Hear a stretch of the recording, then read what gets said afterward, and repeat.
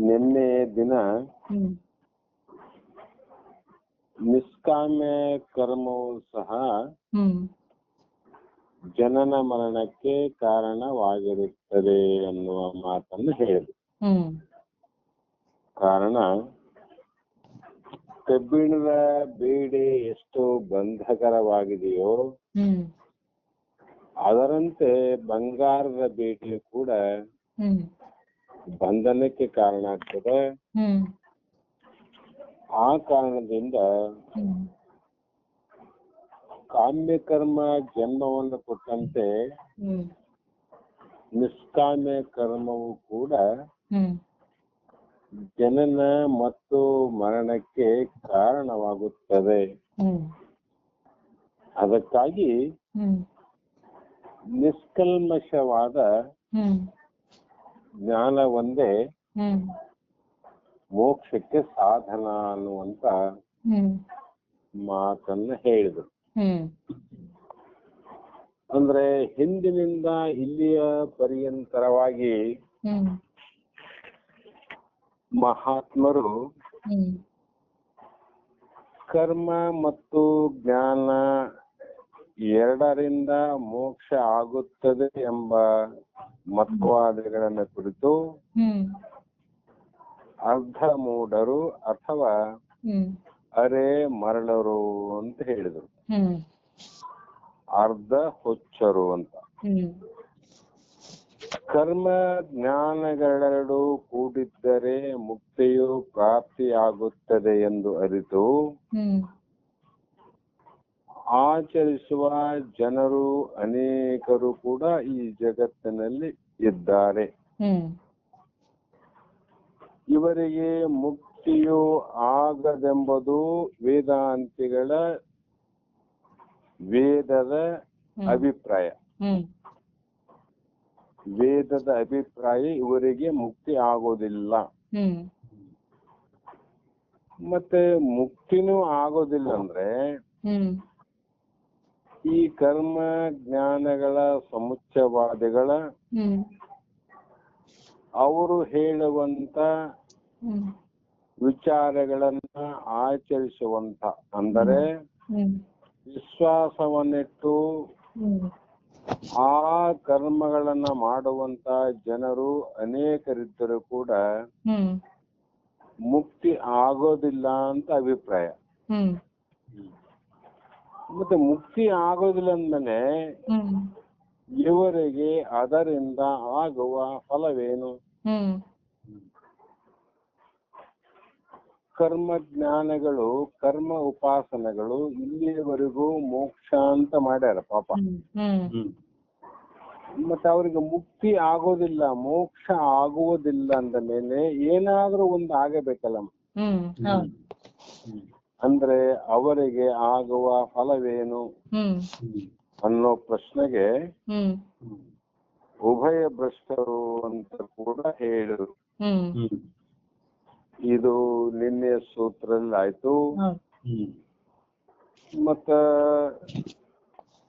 ಮುಂದಿನ ಸೂತ್ರದಲ್ಲಿ ಕೂಡ ಐಕ್ಯ ಮೇಲೆ ಆಸೆ, ನೆಂಟರ ಮೇಲೆ ಪ್ರೇಮ ಇದ್ರೆ ಎರಡರಿಂದ ಭ್ರಷ್ಟರಾಗ್ತಾರಂತ. ಅಕ್ಕಿ ಆದ್ರೂ ಕಳ್ಕೋಬೇಕು, ಇಲ್ಲ ಆ ಒಂದು ನೆಂಟರ ಮೇಲೆ ಪ್ರೇಮವನ್ನಾದ್ರೂ ಕಳ್ಕೋಬೇಕು. ಅಕ್ಕಿನೂ ಉಳಿಬೇಕು, ಪ್ರೇಮನೂ ಉಳಿಬೇಕಂದ್ರೆ ಉಳಿಲಿಕ್ಕೆ ಸಾಧ್ಯ ಇಲ್ಲ. ಅದರಂತೆ ಕರ್ಮನೂ ಮಾಡಬೇಕು, ಜ್ಞಾನವನ್ನು ಪಡಿಬೇಕಂದ್ರೆ ಇದರಲ್ಲಿ ಒಂದು ಬಿಡ್ಬೇಕಂತ. ಮೋಕ್ಷ ಬೇಕಿಲ್ಲ ಅಂದ್ರೆ ಜ್ಞಾನ ಬಿಡಬೇಕು, ಮೋಕ್ಷ ಬೇಕೇ ಅಂದ್ರೆ ಕರ್ಮ ಬಿಡಬೇಕು. ಈ ರೀತಿ ನಿನ್ನೆ ದಿನ ಹೇಳಿ ಇವತ್ತಿನ ಮುಂದಿನ ಜ್ಞಾನ ಶತಕದ ಶ್ಲೋಕದಲ್ಲಿ ಈಗ ಬಹುಶಃ ನಾನು ಅದಕ್ಕೆ ನಂಬರ್ ಹಾಕ್ಲಿಲ್ರಿ, 43 ಇರ್ಬೇಕು ನೋಡ್ರಿ. 43 43 ಪೇಜ್ ನಂಬರ್ 100. ಅಲ್ಲಿ ಹೌದು. ಅಂದಾಗ ಇಂಥ ಒಂದು ಹ್ಮ್ ಆ, ವಾಕ್ಯಗಳನ್ನ ಹ್ಮ್ ಹೇಗೆ ಕೇಳುವರು ಅಂದ್ರೆ ಹ್ಮ್ ಅವರು ಬಲಗಿವಿಯಿಂದಲೇ ಕೇಳುವರು ಅಂತ ಹೇಳಿದ್ರು. ಹ್ಮ್ ಇದನ್ನ ಆಗ್ಯದ ನಮ್ಮ ನಿನ್ನೆ ಇಲ್ಲ. ಇಲ್ಲ ಆಗಿಲ್ಲ. ಹಾ. ಅಂದ್ರೆ ಹ್ಮ್ ವೇದ ಪುಂಷ ದ್ವಿತೀಯಾಧ್ಯಾಯಂ ದುಂದುಭೌ ಹ್ಮ್ ವಾದಿತೆ ಸವ್ಯ ಕರ್ಣಾಂತಿಕೆ ಸಂತತಂ ಹ್ಮ್ ಜ್ಞಾನ ಕರ್ಮ ದ್ವಯಂ ಸತ್ಯಂ ಇತಿ ಹ್ಮ್ ಅಗ್ನ್ಯವಾಕ್ ಮೇನ ವಾಮಶ್ರುತೆ ಅಂತರಂ ಗಾಹತೆ ಅಂದ್ರು. ಹ್ಮ್ ಅಂದ್ರೆ ಹ್ಮ್ ಈ ಕರ್ಣಾಂತಿಕೆ ಅಂತ ಹೇಳಿ ಹ್ಮ್ ದ್ವಿತೀಯ ಭಯಂ ಅಂತ ಹೇಳಿ ಹ್ಮ್ ವೇದ ಪುಂಷ ಅಂದ್ರೆ ವೇದ ಪುರುಷನ ಹ್ಮ್ ಯಾವ ದ್ವಿತೀಯ ಭಯಂ ಭವತಿ ಭೇದ ಜ್ಞಾನದಿಂದ ದುಃಖ ಒಂದು. ಹ್ಮ್ ಯಾರಿಂದ ದುಃಖ ಆಗ್ಯದ್ರಿ ನಮಗಂದ್ರೆ ನಿಜವಾಗಲೂ ವಿಚಾರ ಮಾಡಿದಾಗ ಹ್ಮ್ ಭೇದ ಜ್ಞಾನದಿಂದನೇ ದುಃಖ ವಿನಃ ಹ್ಮ್ ಅಭೇದ ಜ್ಞಾನ ಇದ್ದಲ್ಲಿ ದುಃಖವೇ ಇಲ್ಲ. ಹ್ಮ್ ಅದಕ್ಕೆ ಹ್ಮ್ ದ್ವಿತೀಯ ಅಂದ್ರೆ ಎರಡು, ಹ್ಮ್ ಅದ್ವಿತೀಯ ಅಂದ್ರೆ ಒಂದು. ಹ್ಮ್ ಭಯ ಎಲ್ಲಿದೆ ಅಂದ್ರೆ ಹ್ಮ್ ಎರಡು ಇದ್ದಲ್ಲಿ ಭಯ ಇದೆ ವಿನಃ ಹ್ಮ್ ಒಬ್ಬನಿದ್ದಲ್ಲಿ ಭಯವೇ ಇಲ್ಲ. ಹ್ಮ್ ಆ ಕಾರಣ ಹ್ಮ್ ಭೇದ ಜ್ಞಾನದಿಂದ ದುಃಖವು ಪ್ರಾಪ್ತವೆಂದು ಹ್ಮ್ ವೇದ ಪುರುಷನೊಂದು. ಹ್ಮ್ ವೇದ ಪುರುಷ ಅಂದ್ರೆ ವೇದಗಳನ್ನ ಹೇಳಿದಂತ ಪರಮಾತ್ಮ. ಹ್ಮ್ ಆ ಪರಮಾತ್ಮ ನಗಾರಿಯನ್ನು ಬಾರಿಸಲು, ನಗಾರಿ ಅಂದ್ರೆ ಏನ್ರಿ ವೇದಾಂತ ಡಿಂಡಿಮ ಅಂತಾರ. ಡಿಂಡಿಮ ಅಂದ್ರೆ ನಗಾರಿ ಬಾರಿಸೋದು. ಕೆಲವು ಕಡೆ ಮೊದಲ ಕಾಲದಲ್ಲಿ ಅತ್ಯಂತ ಮುಖ್ಯ ಕಾರ್ಯವನ್ನ ಮಾಡೋದಿದ್ರೆ ಆ ವಿಷಯವನ್ನ 4 ಜನರಲ್ಲಿ ಚರ್ಚೆ ಆದ ನಂತರ ಉಳಿದ ಊರಿನ ಎಲ್ಲಾ ಜನರಿಗೆ ಆ ವಿಷಯವನ್ನ ಮುಟ್ಟಿಸಬೇಕಾಗಿತ್ತು. ಅಂದ್ರೆ ಹಿಂದಿನ ಕಾಲದಲ್ಲಿ ಡಂಗೂರ ಸಾರ್ತಿದ್ರು. ಡಂಗೂರ್ ಅಂದ್ರೆ ಒಬ್ಬ ಅಲಿಗೆನ ಬಾರಿಸ್ತಾ ಹೋಗ್ತಿದ್ದ ಓಣಿಯಲ್ಲಿ. ಅಲ್ಲಿ ನಿಂತು ಈ ತರ ನಾಳೆ ದಿನ ನಮ್ಮ ಊರಿನ ಎಲ್ಲ ದೇವರಿಗೆ ಕಾಯಿಯನ್ನ ಅರ್ಪಣೆ ಮಾಡಬೇಕಂತ ನಿರ್ಣಯ ಮಾಡಿದ್ದಾರೆ ಅಂತ ಡಂಗೂರ್ ಹಾಕರು. ಮತ್ತೆ ಇನ್ನೊಂದು ಓಣಿಯಲ್ಲಿ ಹೋಗಿ ಅದೇ ವಾಕ್ಯವನ್ನು ಹೇಳೋರು.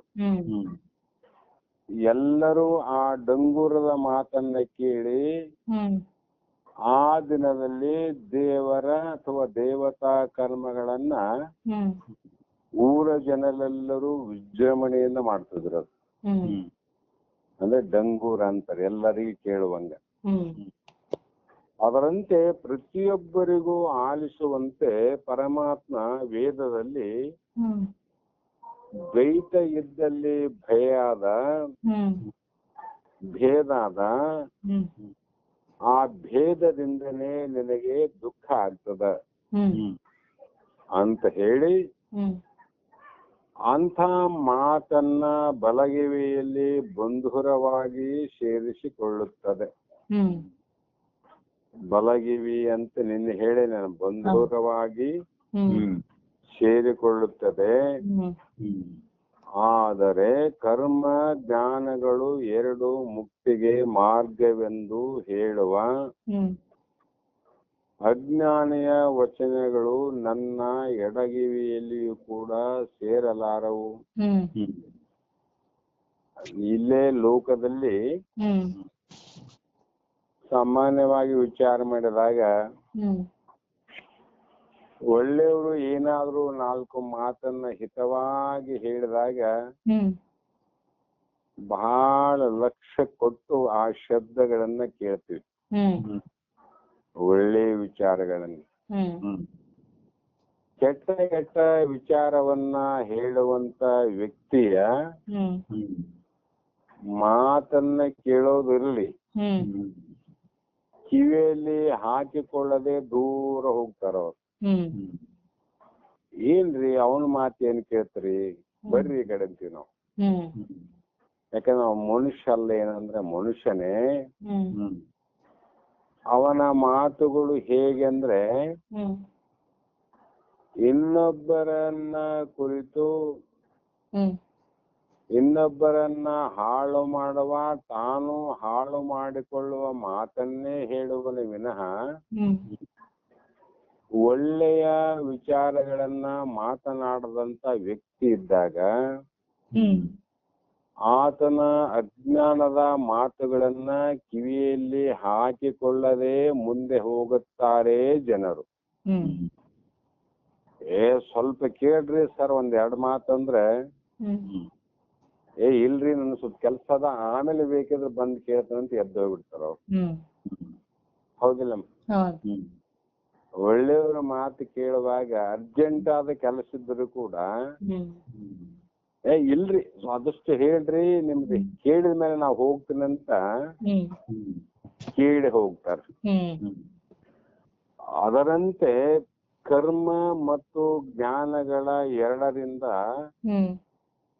ಮುಕ್ತಿ ಆಗ್ತದ ಅನ್ನುವಂತ ಮಾತನ್ನ ಯಾವ ಧೀಮಂತ ಪುರುಷನಾದಂತ ಮುಮುಕ್ಷಿ, ಧೀಮಂತರಾದಂತ ಜ್ಞಾನಿಗಳು ಈ ಮಾತುಗಳನ್ನು ಕೇಳುವುದೇ ಇಲ್ಲಂದ್ರ ಅವ್ರು ಕಿವಿಯಲ್ಲೇ ಬೀಳಾರ್ದಂಗಿದ್ರು.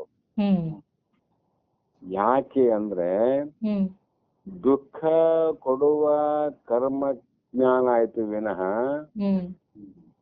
ದುಃಖವನ್ನ ನಿವೃತ್ತಿ ಮಾಡುವ ಜ್ಞಾನವಾಗಲಿಲ್ಲ ಅಂತ. ಹೌದಿಲ್ಲ? ಅದೇ ಪ್ರಕಾರವಾಗಿ ವೇದ ಪುರುಷನಾದ ಪರಮಾತ್ಮ ತನ್ನದಾದ ಶ್ರುತಿವಾಣಿಯಿಂದ, ಪರಮಾತ್ಮ ತನ್ನದೇ ಆದ ಶ್ರುತಿ ವಾಣಿಯಿಂದ ಅಂತ ಹೇಳಿ ನೋಡ್ರಿ. ವೇದಗಳೇ ಆತನಿಗೆ ಮುಖಗಳು ಅಂತ. 4 ವೇದಗಳೇ 4 ಮುಖಗಳನ್ನಾಗಿ ಮಾಡಿಕೊಂಡು ಒಂದೊಂದು ಮುಖದಿಂದ ಋಗ್ವೇದ, ಒಂದು ಮುಖದಿಂದ ಯಜುರ್ವೇದ, ಒಂದು ಮುಖದಿಂದ ಅಥರ್ಣ ವೇದ, ಮತ್ತೊಂದು ಮುಖದಿಂದ ಸಾಮವೇದ. ಈ ರೀತಿ ಭಗವಂತ ಹೇಳಿದಂತ ವೇದ ವಾಕ್ಯಗಳು ಅಂತ ಕೆಲವು ಶ್ರುತಿಗಳೇ ಬರೀತಾರೆ. ಯಾರಿಗಿರಿ? ಶಿವನಿಗೆ, ಪರಮಾತ್ಮನಿಗೆ. ಅಲ್ಲಿ ಏನ್ ಹೇಳಿದ ಅಂದ್ರೆ ದ್ವಿತೀಯಾದ್ಭಯಂ ಭವತಿ, ಎರಡು ಅನ್ನುವಂತ ಶಿವ ಬೇರೆ ಜೀವ ಬೇರೆ ಅನ್ನುವಂತ ಭೇದ ಜ್ಞಾನವು ದುಃಖವನ್ನುಂಟು ಮಾಡುತ್ತದೆ. ಯಾಕೆ ಈ ಮಾತು ಒತ್ತಿ ಒತ್ತಿ ಹೇಳ್ತೀವಿ ಅಂದ್ರೆ ನೆಹನಾಸ್ತಿ ಕಿಂಚನ ಅಂದ್ರೆ ಏನ್ ಹೇಳಿದ್ರಿ ಅಂದ್ರೆ ಜಗತ್ತಿನಲ್ಲಿ ಬ್ರಹ್ಮನನ್ನ ಬಿಟ್ಟು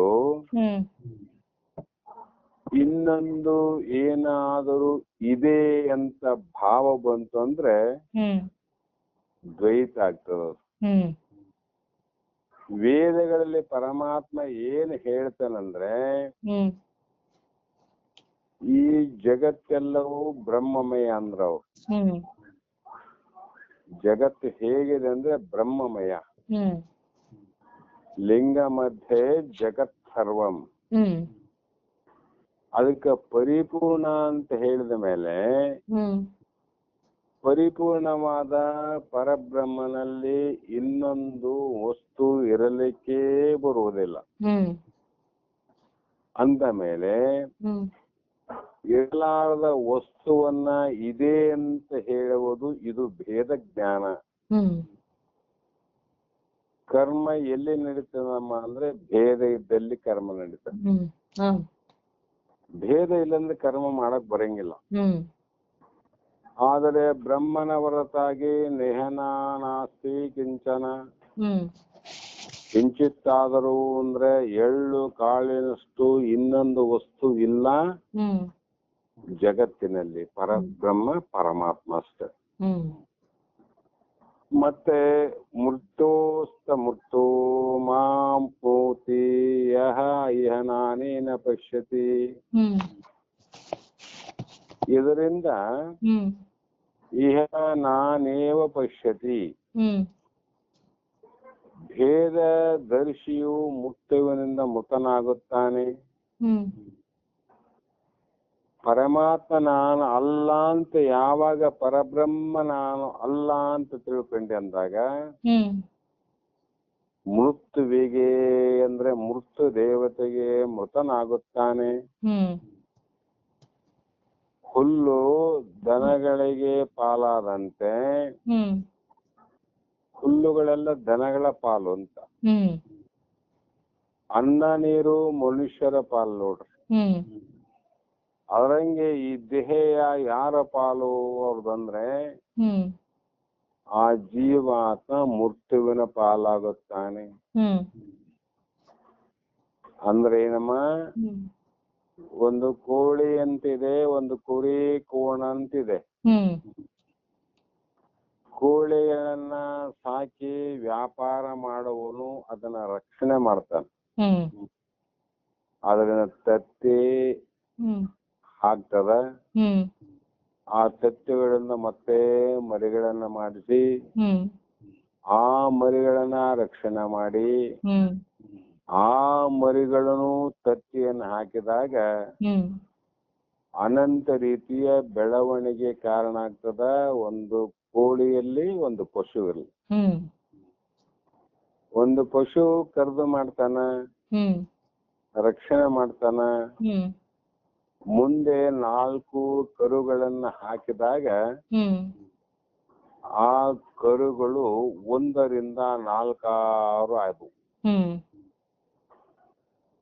ಅದೇ ಮೊದಲನೆಯ ಒಂದು ಕೋಳಿಯನ್ನ ಅಥವಾ ಒಂದು ಪಶುವನ್ನ ಹ್ಮ್ ಕಟಗನ ಕೈಯಲ್ಲಿ ಕೊಟ್ಟಿದ್ದಾದರೆ ಹ್ಮ್ ಅದು ಯಾರ ಪಾಲಾಯಿತು ಅಂದ್ರೆ ಕಟುಕನ ಪಾಲಾಯಿತು. ಹ್ಮ್ ಪಶುವು ಕೋಳಿ ಹ್ಮ್ ಕಟಕರ ಪಾಲಾದಂತೆ ಹ್ಮ್ ಈ ಜೀವ ಮೃತ್ಯುವಿನ ಪಾಲಾಗ್ತಾನೆ. ಹ್ಮ್ ಯಾಕಂದ್ರೆ ಭೇದ ಜ್ಞಾನದಿಂದ, ಹ್ಮ್ ಭೇದ ಜ್ಞಾನದ ಕರ್ಮದಿಂದ.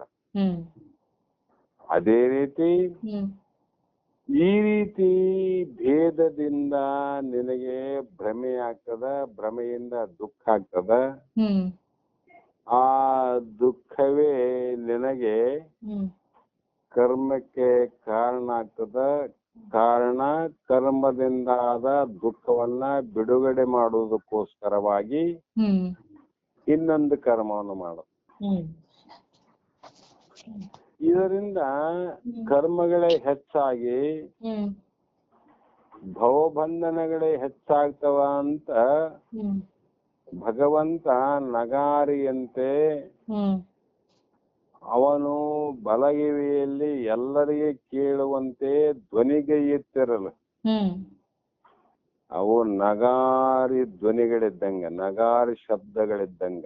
ಹ್ಮ್ ಮಹಾಮಂತ್ರದ ತತ್ವಮಸಿ ಮಹಾವಾಕ್ಯ, ಹ್ಮ್ ಆಮೇಲೆ ಪಂಚಾಕ್ಷರಿ ಅಥವಾ ಷಡಕ್ಷರಿ ಮಂತ್ರ ಅನ್ನುವಂಥದ್ದು ಹ್ಮ್ ಅವು ನಗಾರಿ ಬಾರಿಸಿದಂಗೆ ಪರಮಾತ್ಮನ ಮಾತುಗಳು, ಪರಮಾತ್ಮನ ಮಂತ್ರಗಳಂತ. ಹ್ಮ್ ಹ್ಮ್ ಆ ಶಬ್ದವು ಬಲಗೈಯಲ್ಲಿ ಸಪ್ರಮಾಣವಾಗಿ ಪ್ರವೇಶವಾಗುತ್ತದೆ.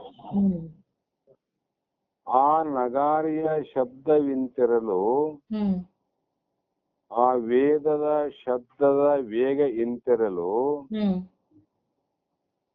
ವೇಗ ಅಂತ ಬರೆದಾಗ ಏನ್ ವಿಚಾರ ಮಾಡ್ಬೇಕಂದ್ರೆ ಹ್ಮ್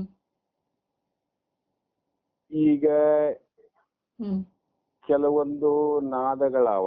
ಹ್ಮ್ ಕಾಲಲ್ಲಿ ಗೆಜ್ಜೆ ನಾದದ ಅಲ್ಲೇ ಇದ್ದ ಮಂದಿ ಕೇಳಿಸ್ತು. ಹ್ಮ್ ಆ ನಂತರ ಒಂದು ತಬಲಾ ನಾದದ ಹ್ಮ್ ಸ್ವಲ್ಪ ದೂರ ಹೋಗಿ ಕೇಳ್ತದೆ. ಹ್ಮ್ ಆದ್ರೆ ನಗಾರಿ ನಾದ ಅಂತಕ್ಕಂಥದ್ದು ಹ್ಮ್ 12 ಯೋಜನ ಅಂತ ಶಾಸ್ತ್ರದಲ್ಲಿ ಬರ್ತಾರೆ. ಹ್ಮ್ ಈ ಊರಲ್ಲಿ ನಗಾರಿಯನ್ನ ಬಾರಿಸಿದರೆ ಹ್ಮ್ ಪಕ್ಕದ ಊರಲ್ಲಿಯೂ ಕೂಡ ಕೇಳ್ತದ ಆ ಶಬ್ದ. ಹ್ಮ್ ಅಂದರೆ ಗೆಜ್ಜೆ ನಾದಕ್ಕಿಂತಲೂ ತಬಲಾ ನಾದಕ್ಕಿಂತಲೂ ಪಿಟೇಲು ನಾದಕ್ಕಿಂತಲೂ ಹ್ಮ್ ಅತಿ ವೇಗವಾದ ನಾದ ಯಾವುದು ಅಂದ್ರೆ ನಗಾರಿಯ ನಾದ ಅಂತ. ಹ್ಮ್ ಅಷ್ಟು ಹ್ಮ್ ವೇಗದಿಂದ ಕೂಡಿದ್ದು ಯಾವುದು ಅಂದ್ರೆ ಪರಮಾತ್ಮ ಹೇಳಿದಂತ ಹ್ಮ್ ಹ್ಮ್ ತತ್ವಮಸಿ ಮಹಾವಾಕ್ಯ, ಹ್ಮ್ ವೇದಾಂತ ಸಿದ್ಧಾಂತದ ವಾಕ್ಯ. ಹ್ಮ್ ಅಷ್ಟು ಶಬ್ದವನ್ನ ಕೂಡಿದ್ರು ಕೂಡ ಹ್ಮ್ ಪ್ರವೇಶ ಆಗದಿದ್ದರೆ ಹ್ಮ್ ಈ ಸಮುಚ್ಚಯ ಕರ್ಮ ಜ್ಞಾನ ಸಮುಚ್ಚಯ ಹ್ಮ್ ಆ ವಾದಿಗಳಾದ ಅಜ್ಞಾನಿಗಳು ನುಡಿಯುವ ವಾಕ್ಯಗಳು ಹ್ಮ್ ಅಪ್ರಮಾಣದ ವಾಕ್ಯ ಅಂತ. ಹ್ಮ್ ಪ್ರಮಾಣ ಅದ ನೋಡ್ರಿ ಇಲ್ಲಿ. ಹ್ಮ್ ಪ್ರಮಾಣು ಪ್ರಮಾತೃ ಪ್ರಮೇಯ ಅಂತ ಹೇಳಿದ್ರು. ಹ್ಮ್ ಮತ್ತ ಇಲ್ಲಿ ಶ್ರವಣ ಮನನ ನಿಧಿಧ್ಯಾಸ ಅಂತ ಹೇಳಿದ್ರು. ಹ್ಮ್ ಮತ್ತೆ ಪರಮಾತ್ಮ ಅಂತರಾತ್ಮ ಜೀವಾತ್ಮ ಅಂತ ಹೇಳಿದ್ರು. ಹ್ಮ್ ಇಷ್ಟೆಲ್ಲವನ್ನ ಹ್ಮ್ ತಿಳ್ಕೊಂಡಾಗ ಹ್ಮ್ ಆ ಶಬ್ದಗಳೇ ನಿಜವಾದ ನಗಾರಿಯ ವೇದಾಂತ ಡಿಂಡಿಮದ ಮಹಾವಾಕ್ಯಗಳು. ಹ್ಮ್ ಅದರಂತೆ ಅಪ್ರಮಾಣದ ಮಾತುಗಳು ಎಡಗಿವಿಯಲ್ಲಿ ಕೂಡ ಪ್ರವೇಶಿಸಲಾರವು. ಹ್ಮ್ ಇವು ಅಜ್ಞಾನದ ಮಾತುಗಳು ಎಡಗಿವಿಯಲ್ಲಿ ಕೂಡ ಪ್ರವೇಶ ಆಗೋದಿಲ್ಲ ಅಂತ, ಹೋಗೋದಿಲ್ಲ ಅಂತ. ಹ್ಮ್ ಹ್ಮ್ ಅರ್ಧ ಮೂಢರ ಹ್ಮ್ ವಿವೇಕಿಯ ಹೃದಯದಲ್ಲಿ ಅರ್ಧ ಮೂಢರ ವಾಕ್ಯಗಳು ಪ್ರವೇಶಿಸುವುದಿಲ್ಲ. ಹ್ಮ್ ಯಾರ ಮನಸ್ಸಿನಲ್ಲಿ ಅಂದ್ರೆ ವಿವೇಕಿಗಳ ಮನಸ್ಸಿನಲ್ಲಿ ಹ್ಮ್ ಈ ಭೇದವಾದಿಯ ಅರೆ ಮುರುಳರ ಅರ್ಧ ಮೂಢರ ವಚನಗಳು ಹ್ಮ್ ಅಥವಾ ಉಪದೇಶಗಳು ಹ್ಮ್ ಅಥವಾ ಮಾತುಗಳು ಹ್ಮ್ ಇವು ಎಡಗಿವಿಯಲ್ಲಿ ಕೂಡ ಪ್ರವೇಶವಾಗುವುದಿಲ್ಲ. ಹ್ಮ್ ಆ ಜನರು ಪೂರ್ಣ ಯಾರ ಕಿವಿಯಲ್ಲಿ ಪ್ರವೇಶ ಆಗ್ತಾವ, ಹೃದಯದಲ್ಲಿ ಮನಸ್ಸಿನಲ್ಲಿ ಪ್ರವೇಶ ಆಗ್ತಾವ. ಹ್ಮ್ ಹೌದಪ್ಪ, ಇದು ಕರ್ಮ ಮತ್ತು ಜ್ಞಾನ ಹ್ಮ್ ಎರಡರಿಂದ ಮೋಕ್ಷ ಅಂತ ಹೇಳ್ತಾರಲ್ಲ, ಹ್ಮ್ ಇದು ಸತ್ಯವಾದ ಮಾತು ಅಂತ ಹ್ಮ್ ಯಾರ ಮನಸ್ಸಿನಲ್ಲಿ ಪ್ರವೇಶ ಆಗ್ತದ ಹ್ಮ್ ಆ ಜನರೇ ಪೂರ್ಣ ಮೂಢರಾಗಿರುತ್ತಾರೆ. ಹ್ಮ್ ಹುಚ್ಚಿನ ಮಾತು ಯಾರು ಕೇಳ್ತಾರಮ್ಮ? ಹುಚ್ಚಾಸ್ಪತ್ರೆ ಹುಚ್ಚರ ಕೇಳ್ತಾರ. ಹುಚ್ಚರ ಮಾತನ್ನ ಬುದ್ಧಿವಂತ ಕೇಳೋದಿಲ್ಲ. ಅಲ್ಲಿ ಹುಚ್ಚಾಸ್ಪತ್ರೆಯಲ್ಲಿ ಮಾತು ಕೇಳೋರು ಯಾರು? ಹುಚ್ಚರ ಮಾತು ಹುಚ್ಚನೇ ಕೇಳಬೇಕು. ಅದರಂತೆ ಈ ಅಜ್ಞಾನಿಗಳ ಮಾತನ್ನ ಅಜ್ಞಾನಿಯೇ ಕೇಳಬೇಕು ವಿನಃ ಅಜ್ಞಾನಿಯ ಮಾತನ್ನ ಜ್ಞಾನಿ ಎಂದು ಕೇಳುವುದಿಲ್ಲ. ಅವಿವೇಕಿಗಳ ಮಾತನ್ನ ವಿವೇಕಿಗಳು ಎಂದೂ ಆಲಿಸುವ ಇಚ್ಛೆ ಆಗೋದಿಲ್ಲ. ಅದಕ್ಕೆ ಆಲಿಸುವುದೇ ಇಲ್ಲ ಅಂತ. ಒಂದು ವೇಳೆ ಅವರ ಮಾತನ್ನ ಆಲಿಸುತ್ತಾರೆ ಅಂದ್ರೆ ಅವನು ಅವಿವೇಕಿ, ಹ್ಮ್ ಯಾರು ಹೇಳುವವನು ಅವಿವೇಕಿ, ಹ್ಮ್ ಕೇಳುವವನು ಅವಿವೇಕಿ. ಹ್ಮ್ ಇಷ್ಟೇ ತಿಳಿಯಬೇಕು. ಹ್ಮ್ ಅಂದರೆ ಹ್ಮ್ ಕರ್ಮ ಜ್ಞಾನ ಸಮಸಮುಚ್ಚಯವಾದಿಯ ಮಾತುಗಳು ಹ್ಮ್ ಏನು ಅರಿಯದ ದಡ್ಡರು ಮಾತ್ರ ಕೇಳುತ್ತಾರೆಂಬ ಭಾವವು. ಹ್ಮ್ ಗೊತ್ತಾಯ್ತಲ್ರಿ, ಯಾರು ಕೇಳ್ತಾರ ಅವ್ರ ಮಾತಂದ್ರ ದಡ್ರು ಹ್ಮ್ ಹ್ಮ್ ಅಂತ ನೇರವಾಗಿ ನಿಷ್ಠುರವಾಗಿ ಹೇಳಿದಂತ ಮಹಾತ್ಮರ ವಾಕ್ಯಗಳು. ಹ್ಮ್ ಸಾಮಾನ್ಯವಾಗಿ ಹ್ಮ್ ಭೇದ ಜ್ಞಾನವೇ ದುಃಖವೆನ್ನುತ್ತ ಹ್ಮ್ ವೇದ ಪುರುಷನು ಬಲ ಇವೆಗೆ ಹ್ಮ್ ತಾಂ ಬೋಧಿಸುತ್ತ ಹ್ಮ್ ಬೇರೆ ಎಂದರೆ ಶಬ್ದಗೀತೆರೆ ಹ್ಮ್ ಭೇದ ಮತಿಗಳು ಜ್ಞಾನ ಮೇಣಂದ್ರೆ ಮತ್ತೆ ಹ್ಮ್ ನಿತ್ಯಾದಿ ಕರ್ಮಗಳಿಂದ ಮುಕ್ತಿಯು ಸಾಧಿಸುವು ಎಂಬುವ ವಾಕ್ಯ ಹ್ಮ್ ಎಡಗಿವಿಯಲ್ಲಿ ಸೇರವವು. ಹ್ಮ್ ಆ ವಾಕ್ಯ ಎಂದೂ ಅವ್ರು ನಂಬಂಗಿಲ್ಲ. ಹ್ಮ್ ಹ್ಮ್ ದಡ್ಡರೇ ನಂಬಬೇಕು. ಹ್ಮ್ ದಡ್ಡನ ಮಾತ ದಡ್ಡನೇ ನಂಬಬೇಕು. ಹ್ಮ್ ಅವಿವೇಕಿಯ ಮಾತನ್ನ ಅವಿವೇಕಿಯೇ ನಂಬ್ತಾನೆ ನೋಡ್ರಿ. ಹ್ಮ್ ಈಗ ಸಾಮಾನ್ಯವಾಗಿ ಹ್ಮ್ ಕಳ್ಳನ ಮಾತನ್ನ ಕಳ್ಳನೇ ನಂಬ್ತಾನೆ ವಿನಃ ಹ್ಮ್ ಕಳ್ಳ ಅಲ್ಲದವನು ಕಳ್ಳನ ಮಾತನ್ನು ಎಂದೂ ನಂಬುದಿಲ್ಲ. ಹೌದಿಲ್ರಿ? ಅದಕ್ಕೆ ಭೇದ ಜ್ಞಾನ ಏನ್ ಮಾಡ್ತದಂದ್ರೆ ಸಾಮಾನ್ಯವಾಗಿ ಭೇದ ಜ್ಞಾನ ನಮಗ ಭಯವನ್ನ ಉಂಟು ಮಾಡ್ತದೆ. ಕಾರಣ ಏನು ಅಂದ್ರೆ ನಾನು ಒಬ್ಬನೇ ಇದ್ದಂತ ಸಂದರ್ಭದಲ್ಲಿ ದಾರಿಯನ್ನ ಹಿಡಿದು ಹೋಗುವಂತ ಸಮಯದಲ್ಲಿ ಯಾರೂ ಇಲ್ಲದಂತ ನಿರ್ಜನವಾದ ಪ್ರದೇಶದಲ್ಲಿ ಏನಾದರೂ ಒಂದು ಅಡವಿಯಲ್ಲಿ ರೈತನ ಹೊಲದಲ್ಲಿ ತಾನು ಬೆಳೆದಂತ ಬೆಳೆಯ ಮಧ್ಯದಲ್ಲಿ ಒಂದು ಮನುಷ್ಯನ ಆಕಾರದ ಗೊಂಬೆಯನ್ನ ಮಾಡಿ ಆ ಗೊಂಬೆಗೆ ಮೇಲೆ ಒಂದು ಮಣ್ಣಿನ ಗಡಿಗೆಯನ್ನು ಹಾಕಿ ಆ ಗಡಿಗೆಗೆ ಸ್ವಲ್ಪ ಸುಣ್ಣ ಬಣ್ಣವನ್ನು ಬರೆದು ಗೊಂಬೆಯ ಆಕಾರವನ್ನು ಮಾಡಿ ಹಾಕಿರ್ತಾರೆ. ಯಾತಕ್ಕಾಗಿ ಅಂದ್ರೆ ಪ್ರಾಣಿ ಪಕ್ಷಿಗಳು ಈ ಭೂಮಿಯಲ್ಲಿ ಬಂದು ಬೆಳೆಯನ್ನ ಹಾಳು ಮಾಡಬಾರದು. ಕಾರಣ ಅಲ್ಲಿ ಯಾರೋ ಆರಂತ ಗೊತ್ತಾಗಿ ಅವು ಓಡಿ ಹೋಗ್ಲಿ ಅಂತಕ್ಕಂಥ ಭಾವಕ್ಕೆ ಹಾಕಿರ್ತಾರಲ್ಲ. ಅದರಂತೆ ಇಲ್ಲಿಯೂ ಕೂಡ ದಾರಿ ಹಿಡಿದು ಆರಾಮಾಗಿ ಹೋಗುವಾಗ ನಸುಗತ್ತಲಾಗಿತ್ತು. ಅವಾಗ ವಿಚಾರ ಮಾಡಿದ ದೂರದಲ್ಲಿ ಏನೋ ಒಂದು ಕಂಡಿತ್ತು ನೋಡ್ರಿ. 2 ಕಿಲೋಮೀಟರ್ 3, 4, 10 ಕಿಲೋಮೀಟರ್ ದಾರಿಯನ್ನ ಶ್ರಮಿಸಿ ನಡೆದಾನ. ನಿರ್ಭಯ ಇತ್ತು, ಸ್ವಲ್ಪ ಕತ್ತಲಾಯ್ತು. ದಾರಿಯ ಪಕ್ಕದಲ್ಲಿ ಹೊಲ ಇತ್ತು, ಹೊಲದಲ್ಲಿ ಯಾವನೋ ಒಬ್ಬ ವ್ಯಕ್ತಿ ನಿಂತಂಗಾಗಿತ್ತು.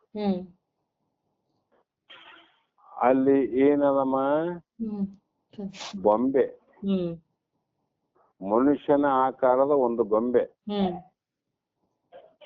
ಅದನ್ನ ನೋಡಿದಾಗ ಇವನಿಗೆ ಭಯ ಆಯ್ತು ನೋಡ್ರಿ. ಭಯ ಆಗಿ ಭೀತಿ ಆಯ್ತು. ಆ ಭೀತಿಯಿಂದ ಅವನು ಕಳ್ಳನಿರಬಹುದೇ, ದರೋಡೆಕೋರನೇ ಇರಬಹುದೇ, ಇಲ್ಲದಿದ್ದರೆ ಇಂಥ ಸಮಯದಲ್ಲಿ ಅಲ್ಲಿ ಯಾಕೆ ನಿಂತಾನ, ಹ್ಮ್ ಇಷ್ಟು ಹೊತ್ತಿನಲ್ಲಿ ಅವನಿಗೆ ಅಲ್ಲಿ ಕೆಲಸ ಏನು, ಹ್ಮ್ ಹಲವು ಯೋಚನೆಗಳು ಬಂದಾಗ ಅವನಿಗೆ ಭಯ ಆಗ್ಲಿಕ್ಕೆ ಪ್ರಾರಂಭ ಆಯ್ತು. ಹ್ಮ್ ತಾನು ಒಬ್ಬನೇ ಇದ್ದೇನೆ ಮತ್ತಾರು ಇಲ್ಲ ಅಂದಾಗ ನಿರ್ಭಯ ಇದ್ದ. ಹ್ಮ್ ಇನ್ನೊಬ್ಬನು ಯಾವನೋ ಆನಂದಾಗ ಭಯ ಆಯ್ತು. ಹ್ಮ್ ಅಂದ್ರೆ ಏನಂತಮ್ಮ, ದ್ವೈತದಲ್ಲಿ ಭಯ ಅದ. ಹೌದು. ಆದ್ರೆ ಇಲ್ಲಿ ಹ್ಮ್ ಪರಮಾತ್ಮ ನಿನ್ನ ಸ್ವರೂಪ ನಾವ್ ಹೇಗಿದ್ದೀವಂದ್ರೆ ಏಕಂ ಏವಂ ಅದ್ವಿತೀಯಂ ಪರಬ್ರಹ್ಮ. ಹ್ಮ್ ಸ್ವಗತ ಭೇದ ಸುಜಾತಿ ಭೇದ ವಿಜಾತಿ ಭೇದರಹಿತವಾದ ಹ್ಮ್ ನಾಮ ರೂಪ ರಹಿತವಾದ ಹ್ಮ್ ಉಪಾಧಿ ರಹಿತವಾಗಿರ್ತಕ್ಕಂಥ ನಿರುಪಾಧಿಕವಾದ ಪರಬ್ರಹ್ಮ ಒಂದೇ ಜಗತ್ತಿನ ತುಂಬ ಅದ. ಹ್ಮ್ ಅಂತ ಪರಿಪೂರ್ಣವಾದ ಪರವಸ್ತುವಿನಲ್ಲಿ ಹ್ಮ್ ಇನ್ನೊಂದು ಏನು ಆದ ಅಂತ ಅನ್ಕೊಂಡ ಅವನಿಗೆ ಭಯ ಆಯ್ತು ನೋಡಿ. ಹೌದು. ಭಯ ಆಯ್ತು. ಹೌದು. ಆದರೆ ಹ್ಮ್ ಅಂಥ ಪರಿಪೂರ್ಣವಾದ ಪರಮಾತ್ಮನಲ್ಲಿ ಇನ್ನೊಂದು ಆದಂತ ಹೇಳುವವನು ಭಯನೇ ಉತ್ಪತ್ತಿ ಮಾಡುತ್ತಾನೆ ವಿನಃ ಹ್ಮ್ ನಿರ್ಭಯನನ್ನಾಗಿ ಮಾಡುವುದಿಲ್ಲ, ಹ್ಮ್ ಮುಕ್ತನನ್ನಾಗಿ ಮಾಡುವುದಿಲ್ಲ ಹ್ಮ್ ಅಂತ ಹೇಳ್ತಾರೆ ಈ ಒಂದು ಶ್ಲೋಕದಲ್ಲಿ. ಹ್ಮ್ ಸುಮ್ನೆ ವಿಚಾರ ಮಾಡೋಣ. ಈ ಹೇಳ್ಯಾರ ಮಾತು ಸುಮ್ನೆ ವಿಚಾರ ಮಾಡ, ಏನ್ ದೊಡ್ಡ ಮಾತಲ್ಲ. ಹ್ಮ್ ಈ ಮನುಷ್ಯ ಏನ್ ಆದಂದ್ರೆ ದಾರಿ ಹಿಡಿದು ಎಲ್ಲಿಗೇನು ಹೋಗ್ಲಿ ಹ್ಮ್ ಅವನಿಗೆ ಜೊತೆಯಲ್ಲಿ ಯಾರಾದ್ರೂ ಇದ್ರೆ ಚೆನ್ನಾಗಿ ಅಂತ ಇವನಿಗೆ ಅಭಿಪ್ರಾಯ ಅದು. ಹ್ಮ್ ಇವನು ಏನಮ್ಮ, ಹ್ಮ್ ಜೊತೆಯಲ್ಲಿ ಯಾರಿದ್ರೆ ಚಂದ. ಹ್ಮ್ ನಾವೆಲ್ಲಿಗೇನೋ ಹೋದ್ರೆ ಯಾರನ್ನೊಬ್ರು ಜೊತೆಗೆ ಬರ್ರಿ, ಹೌದು. ಮತ್ ಆಸ್ಪತ್ರೆಗೆ ಹೋಗ್ತೀವಿ ಯಾರನ್ನೊಬ್ರು ಜೊತೆಗೆ ಬರ್ರಿ, ಹೌದು. ದೇವಸ್ಥಾನಕ್ಕೆ ಹೋಗ್ತೀವಿ ಯಾರೊಬ್ರು ಜೊತೆಗೆ ಬರ್ರಿ, ಹ್ಮ್ ಮಾರ್ಕೆಟ್ಗೆ ಹೋಗೋಣ ಜೊತೆಗೆ ಯಾರಾದ್ರೂ ಇರ್ಲಿ. ಹ್ಮ್ ಕಾರಣ ಏನಂದ್ರೆ ಹ್ಮ್ ಈ ಮನುಷ್ಯನು ಯಾವಾಗಲೂ ಸಂಘ ಜೀವಿಯೇ ವಿನಃ ಹ್ಮ್ ಒಬ್ಬಂಟಿಗನಾಗಿ ಇರ್ಲಿಕ್ಕೆ ಇವನಿಗೆ ಆಸಕ್ತಿ ಇಲ್ಲ. ಹ್ಮ್ ಮನ್ಸೇ ಬರಂಗಿಲ್ಲ, ಒಬ್ಬನೇನ್ ಮಾಡ್ಬೇಕ್ರಿ. ಹ್ಮ್ ಇವನಿಗೆ ಸಂಘ ಜೀವಿ, ಇನ್ನೊಬ್ಬರು ಯಾರಾದ್ರೂ ಜೊತೆಗೆ ಬೇಕು. ಹ್ಮ್ ಅಂದ್ರೆ ಅವನಿಗೆ ಧೈರ್ಯ ಇರ್ತದ. ಹ್ಮ್ ಅದ್ರಂಗ ಈ ದಾರಿ ಹಿಡಿದು ಹೋಗುವಾಗ ಹ್ಮ್ ಕತ್ತಲಲ್ಲಿ ನೀನು ಒಬ್ಬನೇ ಹೋಗು ಅಂದ್ರೆ ಒಲ್ಲೆ ಅಂತಾನ ಅವನು. ಹ್ಮ್ ಏನಂತನಮ್ಮ, ನಾನು ಒಬ್ಬನೇ ಒಲ್ಲೆ, ನನ್ ಜೊತೆಗೆ ಯಾರಾದ್ರೂ ಬಂದ್ರೆ ಹೋಗ್ತೀನಿ. ಹೌದು. ಹ್ಮ್ ಇಲ್ಲೋ ಹೋಗಿ ಬಾ ಅಂದ್ರೆ ಇಲ್ಲಮ್ಮ ನನಗೆ ಯಾರಾದ್ರೂ ಬಂದ್ರೆ ಹೋಗ್ತೀನಂತ. ಹ್ಮ್ ಹ್ಮ್ ಕಾರಣ ಏನಂದ್ರೆ ಒಬ್ಬನೇ ಅನ್ನುವಲ್ಲಿ ಭಯ ಆಗಿದೆ ಇವನಿಗೆ. ಹ್ಮ್ ಹ್ಮ್ ಒಬ್ಬನೇ ಇದ್ರೆ ಸುಖವಾಗಿರ್ತದಂತ ಮೊದಲು ಹೇಳಿದೆ ನಾನು. ಹ್ಮ್ ಹೌದು. ಒಬ್ಬನೇ ಇದ್ರೆ ಯಾರು ಚಿಂತೆ ಇಲ್ಲ ನನಗೆ. ಹೌದು. ಇವನಿಗೆ ಏನಾಗಿದೆ, ಅಜ್ಞಾನ ವಶಾತು ಹ್ಮ್ ಭ್ರಾಂತಿಯಿಂದ ಯಾರನ್ನ ಇದ್ರೆ ಚಲೋ ಅಂತ ತಿಳ್ಕೊಂಡೇವ್. ಹ್ಮ್ ಅದಕ್ಕಾಗಿ ಏನ್ ಮಾಡ್ತಾನಂದ್ರೆ ಜೊತೆಯಲ್ಲಿ ಏನಾನ ಒಂದು ಒಬ್ರು ಇರ್ಬೇಕಂತ ಪ್ರಯತ್ನ ಮಾಡ್ತಾನ, ಹ್ಮ್ ಅಥವಾ ಜೊತೆಯಲ್ಲಿ ಇನ್ನೊಂದು ಸಾಧನ ಆದ್ರೂ ಇರ್ಬೇಕಂತಾನ. ಹ್ಮ್ ಕತ್ತಲಲ್ಲಿ ಒಂದು ಟಾರ್ಚ್ ಆದ್ರೂ ಬೇಕಂತ. ಹ್ಮ್ ಯಾಕಪ್ಪ ಅಂದ್ರೆ ಕತ್ತಲಾದ ಬೆಳಕು ಬೇಕಲ್ಲ. ಹ್ಮ್ ಅದು ಇತ್ತು ಅಥವಾ ಇಲ್ಲದಿದ್ರು ಕೂಡ ಹ್ಮ್ ಯಾರು ನಿರ್ಜನವಾದ ಪ್ರದೇಶದಲ್ಲಿ ಹ್ಮ್ ಯಾರು ಇಲ್ಲಲ್ಲಪ್ಪ ಜೊತೆಗೆ ಯಾರೇ ಕಾಣವಲ್ರು, ಹ್ಮ್ ನಾನು ಎಲ್ಲಿಗೆ ಹೋಗ್ತೀನೋ, ದಾರಿ ತಪ್ತನೋ, ಸರಿಯಾಗಿ ಊರು ಮುಟ್ಟತನೋ ಇಲ್ಲೋ ಅಂತ ಭಯದಿಂದ ಹ್ಮ್ ಒಬ್ಬನೇ ಮಾತಾಡ್ಕೊಂತ ಹೋಗ್ತಾನ. ಹ್ಮ್ ತಾನೇ ಮಾತಾಡ್ತಿರ್ತಾನ. ಹೌದು. ಸುಮ್ಮನೆ ಏನಾದ್ರು ಒಂದಂಗ್ ಮಾತಾಡ್ತಾನ ಅಥವಾ ಮಾತಾಡ್ಕೊಂತ ಹೋಗ್ತಾನ. ಹ್ಮ್ ಅಂದ್ರೆ ಏನು ಅಂದ್ರೆ ಇವನ ಜೊತೆಯಲ್ಲಿ ಏನಾದ್ರೂ ಒಂದ್ ಇರ್ಬೇಕಂತ. ಹ್ಮ್ ಒಬ್ಬ ವ್ಯಕ್ತಿ ಆದ್ರೂ ಇರ್ಬೇಕು, ಹ್ಮ್ ಒಂದು ನಾಯಿ ಅಂತದ್ದಾದ್ರೂ ಇರ್ಬೇಕು. ಹ್ಮ್ ಯಾರಿಲ್ಲಂದ್ರೆ ತಾನೇ ತನ್ನಷ್ಟಕ್ಕೆ ತಾನೇ ಮಾತಾಡ್ಕೊಂತ ಹೋಗ್ತಾರೆ. ಹ್ಮ್ ಕೆಲವರು ಪದಗಳನ್ನ ಆಡ್ಕೆ ಅಂತ ಹೋಗ್ತಾರೆ. ಹ್ಮ್ ಕೆಲವು ಮಂದಿ ಹ್ಮ್ ಪರಮಾತ್ಮನ ಧ್ಯಾನವನ್ನು ಮಾಡ್ಕೊಂತ ಹೋಗ್ತಾರೆ. ಹ್ಮ್ ಕೆಲವು ಮಂದಿ ಶಿವಚಿಂತನೆಯನ್ನು ಮಾಡ್ತಾ ಹೋಗ್ತಾರೆ. ಹ್ಮ್ ಕಾರಣ ಏನಂದ್ರೆ ಏನಾದ್ರೂ ಜೊತೆಗೆ ಇರ್ಬೇಕಂತ ಇವನಿಗೆ. ಹ್ಮ್ ಅರ್ಥ ಆಗ್ತಿಲ್ಲ ನಾ ಹೇಳಿದ್ದು. ಹೌದು. ಏನಾದ್ರೂ ಒಂದ್ ಇದ್ರೆ ಅದೇ. ಅವನು ನಿರ್ಭಯವಾಗಿ ಧೈರ್ಯದಿಂದ ಇರ್ತಾನಂತ ಅರ್ಥ. ಆ ಕಾರಣಕ್ಕಾಗಿ ಹ್ಮ್ ಈ ಈ ಕರ್ಮಗಳನ್ನ ಯಾಕೆ ಪ್ರವೇಶ ಮಾಡ್ತಾನಂದ್ರೆ ನನ್ನ ಜೊತೆಯಲ್ಲಿ ಏನಾನ ಇದ್ರೆ ಚಲೋ ಅಂತ ಅವನಿಗೆ. ಹ್ಮ್ ಹ್ಮ್ ಏನಾದ್ರೂ ಇರ್ಬೇಕಂತ. ಹ್ಮ್ ಅದಕ್ಕೆ ನಿನ್ನೆ ಒಂದು ಮಾತು ಬಂದಿತ್ತಮ್ಮ. ಹ್ಮ್ ಈ ಪ್ರಪಂಚದಲ್ಲಿ ಮನುಷ್ಯ ಹುಟ್ಟಬೇಕಾಗಿದ್ರೆ ಹ್ಮ್ ಪ್ರಥಮದಲ್ಲಿ ಪ್ರಪಂಚವನ್ನ ನಿರ್ಮಾಣ ಮಾಡಬೇಕು, ಹ್ಮ್ ಹುಟ್ಟಿಸಬೇಕು ಹ್ಮ್ ಅಂತಕ್ಕಂತ ಭಾವನೆ ಕೂಡ ಹ್ಮ್ ಯಾರಿಗೆ ಬಂತು ಅಂದ್ರೆ ಪರಬ್ರಹ್ಮನಲ್ಲೇ ಮೊದಲು ಇದು ಹುಟ್ಟಿತ್ತು ನೋಡ್ರಿ ಸಂಕಲ್ಪ. ಹ್ಮ್ ಬ್ರಹ್ಮ ತಾನೊಬ್ಬನೇ ಆರಾಮಾಗಿದ್ದ. ಹ್ಮ್ ಇಷ್ಟೆಲ್ಲವನ್ನ ಸಂಕಲ್ಪದಿಂದ ಸೃಷ್ಟಿ ಯಾಕೆ ಮಾಡದಂದ್ರೆ ಹ್ಮ್ ಅವನಿಗೂ ಕೂಡ ಒಬ್ಬನೇ ಇರಕ್ಕೆ ಬೇಸರ ಬಂದದಂತ ಅರ್ಥ. ಹ್ಮ್ ಪರಬ್ರಹ್ಮಗ ಒಬ್ಬನಿಗೆ ಬೇಸರ ಬಂತ. ಅವನಿಗೆ ಹ್ಮ್ ಬೇಸರ ಬಂದ ಮೇಲೆ ಹ್ಮ್ ಸಂಕಲ್ಪದಿಂದ ಜಗತ್ತನ್ನ ಸೃಷ್ಟಿ ಮಾಡ್ಬೇಕಾದ್ರೆ ಮೊದಲು ಬರೀ ಪುರುಷನನ್ನ ಮಾಡಿದ, ಒಬ್ಬ ಗಂಡು. ಹ್ಮ್ ಒಬ್ಬ ಪುರುಷನನ್ನ ಯಾರನಂದ್ರೆ ಹ್ಮ್ ಶಿವನನ್ನ ಅಂತ ಇಟ್ಟುಕೊಳ್ರಿ. ಹ್ಮ್ ಪರಬ್ರಹ್ಮ ಪರಮಾತ್ಮನನ್ನು ಮಾಡಿದ. ಹ್ಮ್ ಆ ಪರಮಾತ್ಮ ಪರಬ್ರಹ್ಮನ ಸಂಕಲ್ಪದಿಂದ ಹ್ಮ್ ಅವನಿಗೂ ಕೂಡ ತಾನೊಬ್ಬನೇ ಇದ್ದು ಜೊತೆಗೆ ಯಾರು ಇಲ್ಲಲ್ಲ ಅಂತಕ್ಕಂತ ಭಾವದಿಂದ ಹ್ಮ್ ಎಷ್ಟೋ ಯುಗಗಳ ಪರ್ಯಂತರ ವಿಚಾರ ಮಾಡಿದ. ಏನ್ ಜಗತ್ ಏನಾದಿದ್ರಾಗ ಅಂತ ಅವನು. ಹ್ಮ್ ಯಾರಂದ್ರಿ ಶಿವ.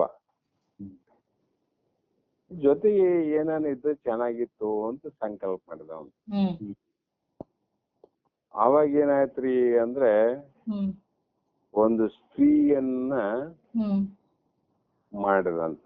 ಹ್ಮ್ ಸ್ತ್ರೀ ಮಾಡಿದ. ಹ್ಮ್ ಆ ಸ್ತ್ರೀಯೇ ಮಾಯೆ ಅಂದ್ರು. ಹ್ಮ್ ಏನಾಯ್ತು, ಸುಮ್ನೆ ಆಯ್ತು ನೋಡ್ರಿ. ಹ್ಮ್ ಒಬ್ರೇ ಆರಾಮಾಗಿದ್ದಂತ ಪರಬ್ರಹ್ಮ ಹ್ಮ್ ನೋಡಮಂತ ಪರಮಾತ್ಮ ಮಾಡಿದ. ಪರಮಾತ್ಮಂದ ಒಬ್ಬಂದ ಏನ್ ಕೆಲಸ ಅದಲ್ಲಿ ಏನಾದ್ರೂ ಜೊತೆಗಿದ್ರೆ ಬೇಕಂದ ಹ್ಮ್ ಒಂದು ಮಾಯೆಯನ್ನು ಜೊತೆ ಮಾಡಿದ್ ನೋಡ್ರಿ. ಹ್ಮ್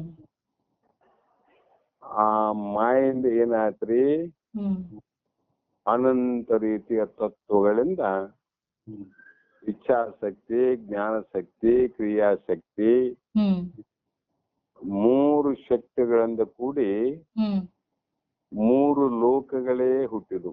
ಹ್ಮ್ ಮರ್ತ, ಪಾತಾಳ ಹ್ಮ್ ಅನ್ನೋ ಸ್ವರ್ಗ ಅನ್ನೋಂತ ಏನವ ಹ್ಮ್ ಈ 3 ಲೋಕಗಳಾದವು. ಹ್ಮ್ ಈ 3 ಲೋಕಗಳಾದ್ಮೇಲೆ ಬರೀ ಲೋಕಗಳಿದ್ದು ಈ ಲೋಕದಾಗ ಇನ್ನೊಬ್ಬರು ಇಲ್ದಿದ್ರೆ ವ್ಯರ್ಥ ಅಂತ ತಿಳ್ಕೊಂಡ ಮೇಲೆ ಅಲ್ಲಿ ಏನ್ ಮಾಡಿದ್ರು, ಮತ್ತೆ ಏನಾಯ್ತ್ರಿ, ಅಲ್ಲಿ ಸ್ವರ್ಗದಲ್ಲಿ ದೇವತೆಗಳು, ಮರ್ತ ಲೋಕದಲ್ಲಿ ಮಾನವರು, ಮತ್ತೆ ಈ ಯಾವ ಪಾತಾಳ ಲೋಕದಲ್ಲಿ ರಕ್ಕಸರು ಅಂತ ಅವರು ಸೃಷ್ಟಿ ಮಾಡ್ಬೇಕಾಯ್ತು.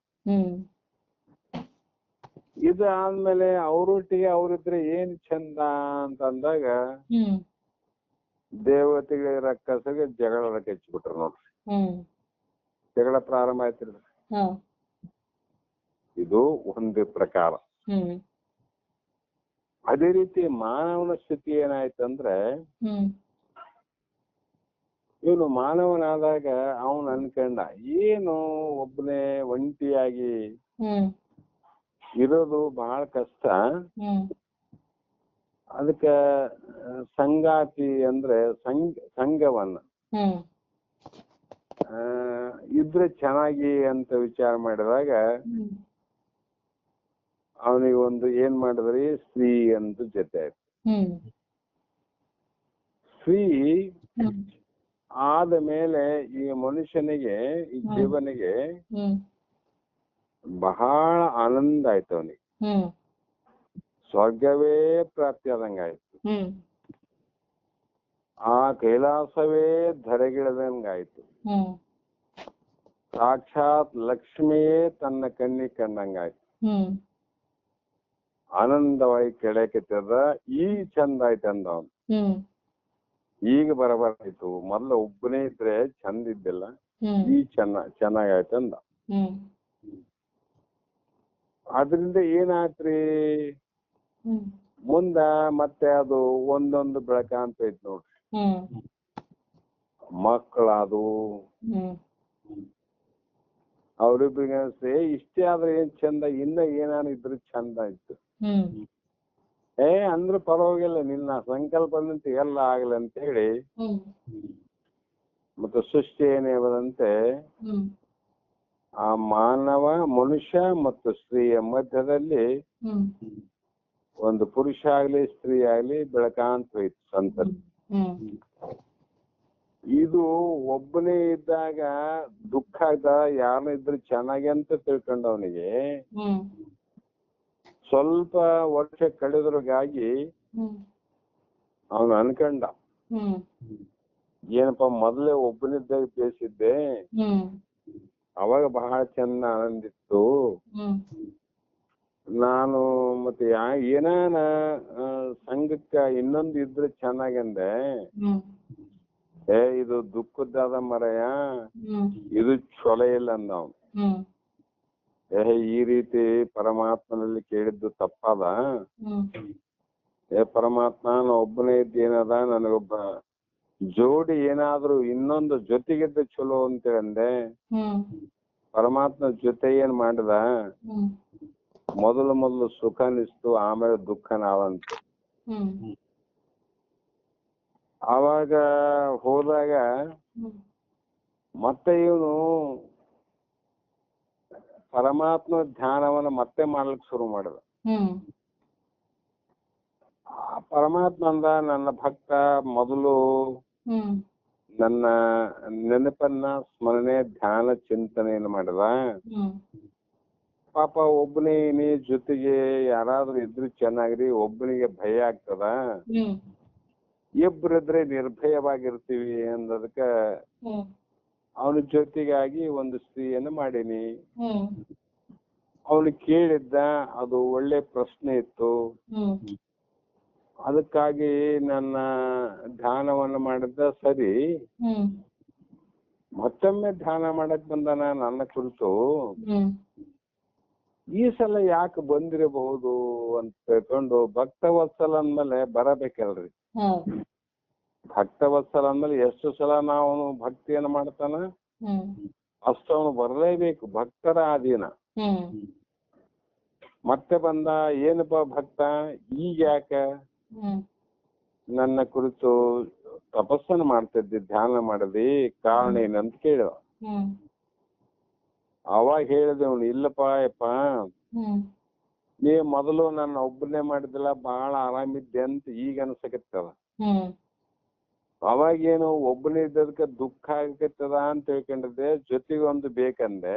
ಹ್ಮ್ ಆದ್ರೆ ಈಗ ನೋಡಿದ್ರೆ ಮೊದಲು ನೀನು ಮಾಡಿದ್ದೀನೇ ಸರಿ ಅದ, ಹ್ಮ್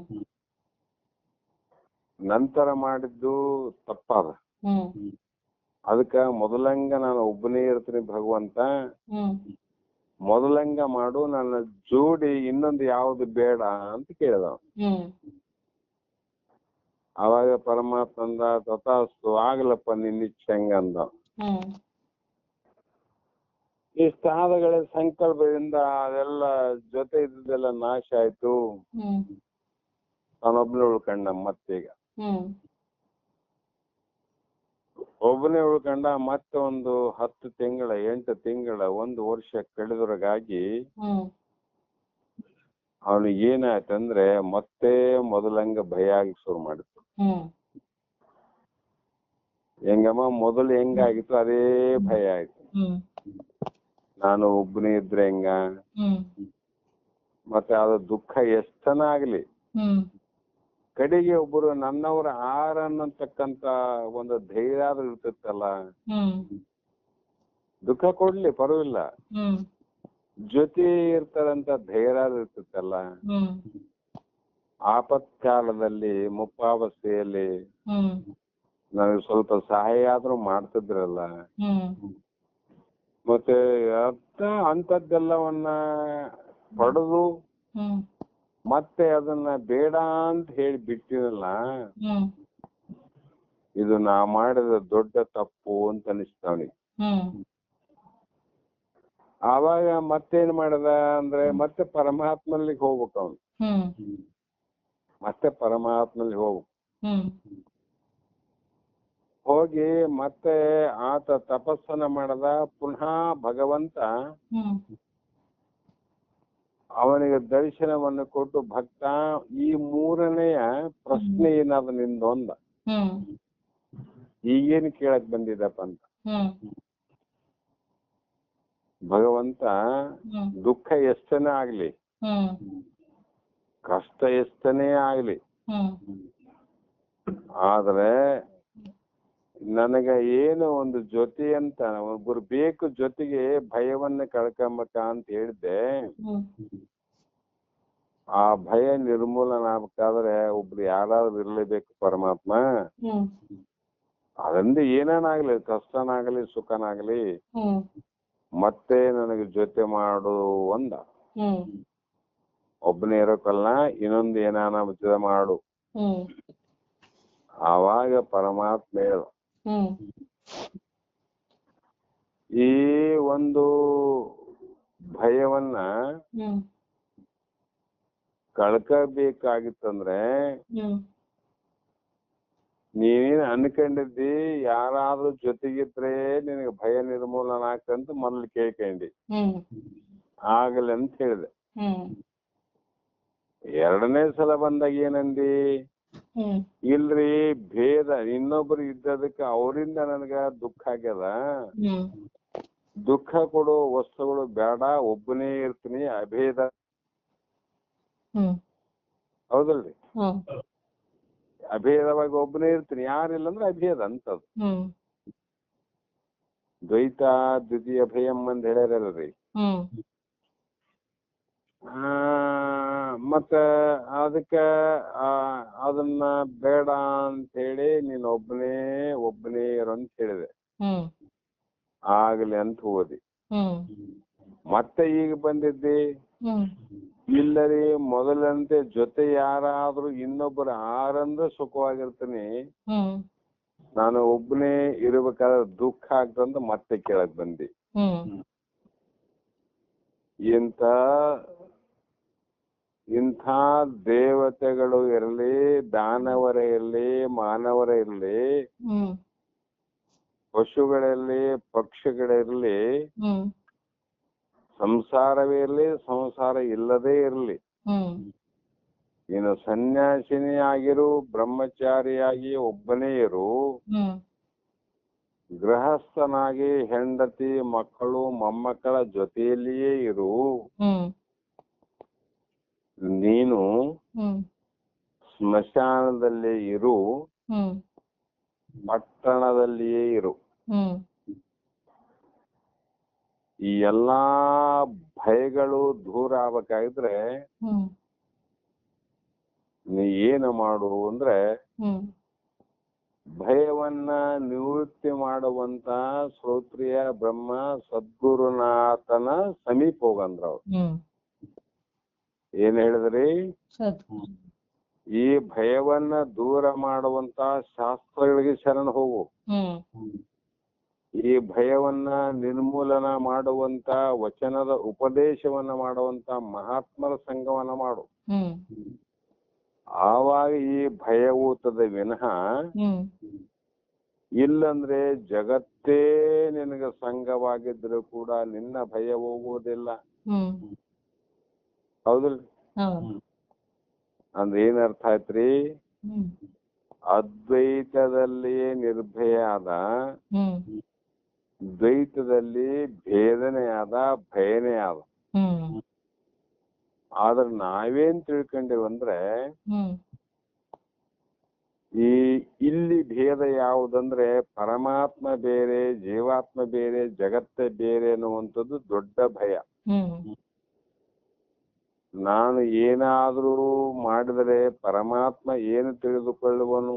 ಹ್ಮ್ ನಾನು ಮಾಡಿದ ಕರ್ಮಕ್ಕೆ ಭಗವಂತ ಯಾವ ರೀತಿ ಫಲವನ್ನು ಕೊಡುವನು? ಹ್ಮ್ ಅಥವಾ ನಾ ಮಾಡಿದ ಕರ್ಮಕ್ಕೆ ಮೆಚ್ಚದೆ ಭಗವಂತ ಸಿಟ್ಟಾಗವನು ಹ್ಮ್ ಅನ್ನುವಂತ ಭಯ ಭೀತಿಗಳು ಪ್ರವೇಶವಾದದ್ದು ಕಾರಣ ಏನಂದ್ರೆ ಹ್ಮ್ ಈ ಕರ್ಮ ಮತ್ತು ಜ್ಞಾನಗಳಿಂದಾನೆ. ಹ್ಮ್ ಕರ್ಮ ಜ್ಞಾನದಲ್ಲಿ ಪರಮಾತ್ಮ ಆನಂತರ, ಹ್ಮ್ ಕರ್ಮದಲ್ಲಿ ಪರಮಾತ್ಮ ನೀನು ಬೇರೆ ಅಂತಾರೆ. ಹ್ಮ್ ಹೌದಲ್ಲ? ಜ್ಞಾನ ಹೇಳ್ತದೆ ಪರಮಾತ್ಮ ದೇವರಾನ. ಹೌದು. ಆದರೆ ಹ್ಮ್ ದೇವ ಬೇರೆ ನೀನು ಬೇರೆ ಅಂತ ಕರ್ಮ ಹೇಳ್ತಾರೆ. ಹ್ಮ್ ಅಂದ್ರೆ ಶ್ರುತಿ ವಾಕ್ಯಕ್ಕೆ ವಿರುದ್ಧ ಅಲ್ಲ ಇವರು. ಹೌದು. ಏಕಂ ಏವಂ ಅದ್ವಿತೀಯಂ ಪರಬ್ರಹ್ಮ. ಹ್ಮ್ ಎಲ್ಲಾ ಶ್ರುತಿ ವಾಕ್ಯಕ್ಕೆ ವಿರುದ್ಧವಾಗಿ ಹೇಳುವಂತವರ ಮಾತುಗಳನ್ನು ಹ್ಮ್ ಕೇಳುವಂತವರು ಯಾರು ಅಂದ್ರೆ ಹೇಳುವಂತವರು ಅರ್ಧಜ್ಞಾನಿಗಳು, ಹ್ಮ್ ಕೇಳುವಂತವರು ಪೂರ್ಣ ಅಜ್ಞಾನಿಗಳಂತ. ಹ್ಮ್ ಹೇಳುವವರು ಅರ್ಧಜ್ಞಾನಿಗಳು, ಹ್ಮ್ ಅರ್ಧ ಅಜ್ಞಾನಿಗಳವರು.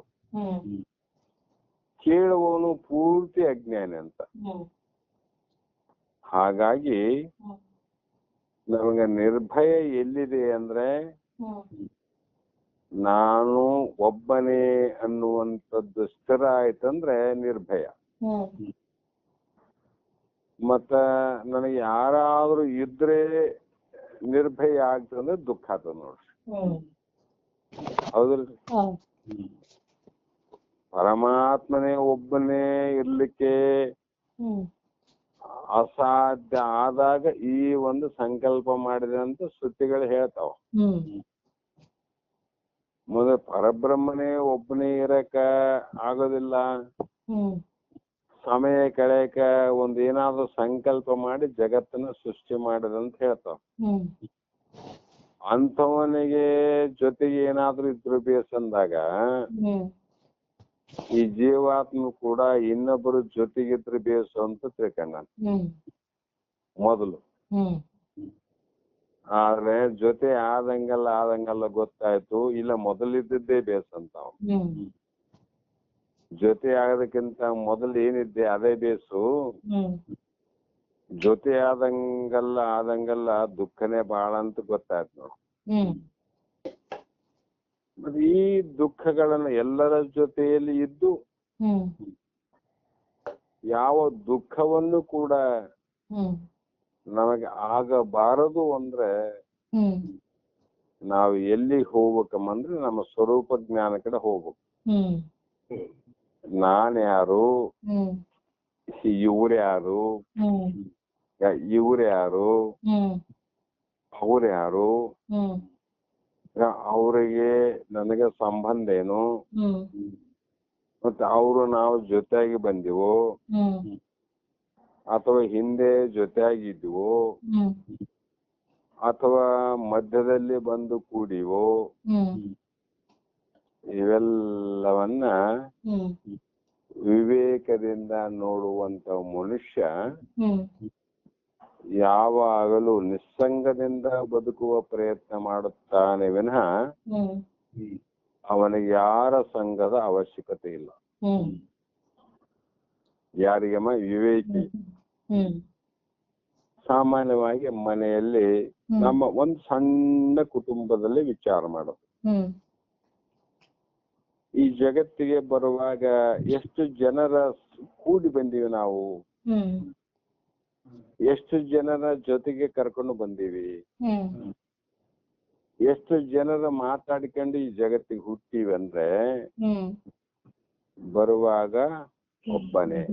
ಹ್ಮ್ ಹೌದಿಲ್ಲ? ಹೌದು. ಬರುವಾಗ ಯಾರು? ಒಬ್ಬನೇ ಬಂದೀವಿ ನಾವು. ಹ್ಮ್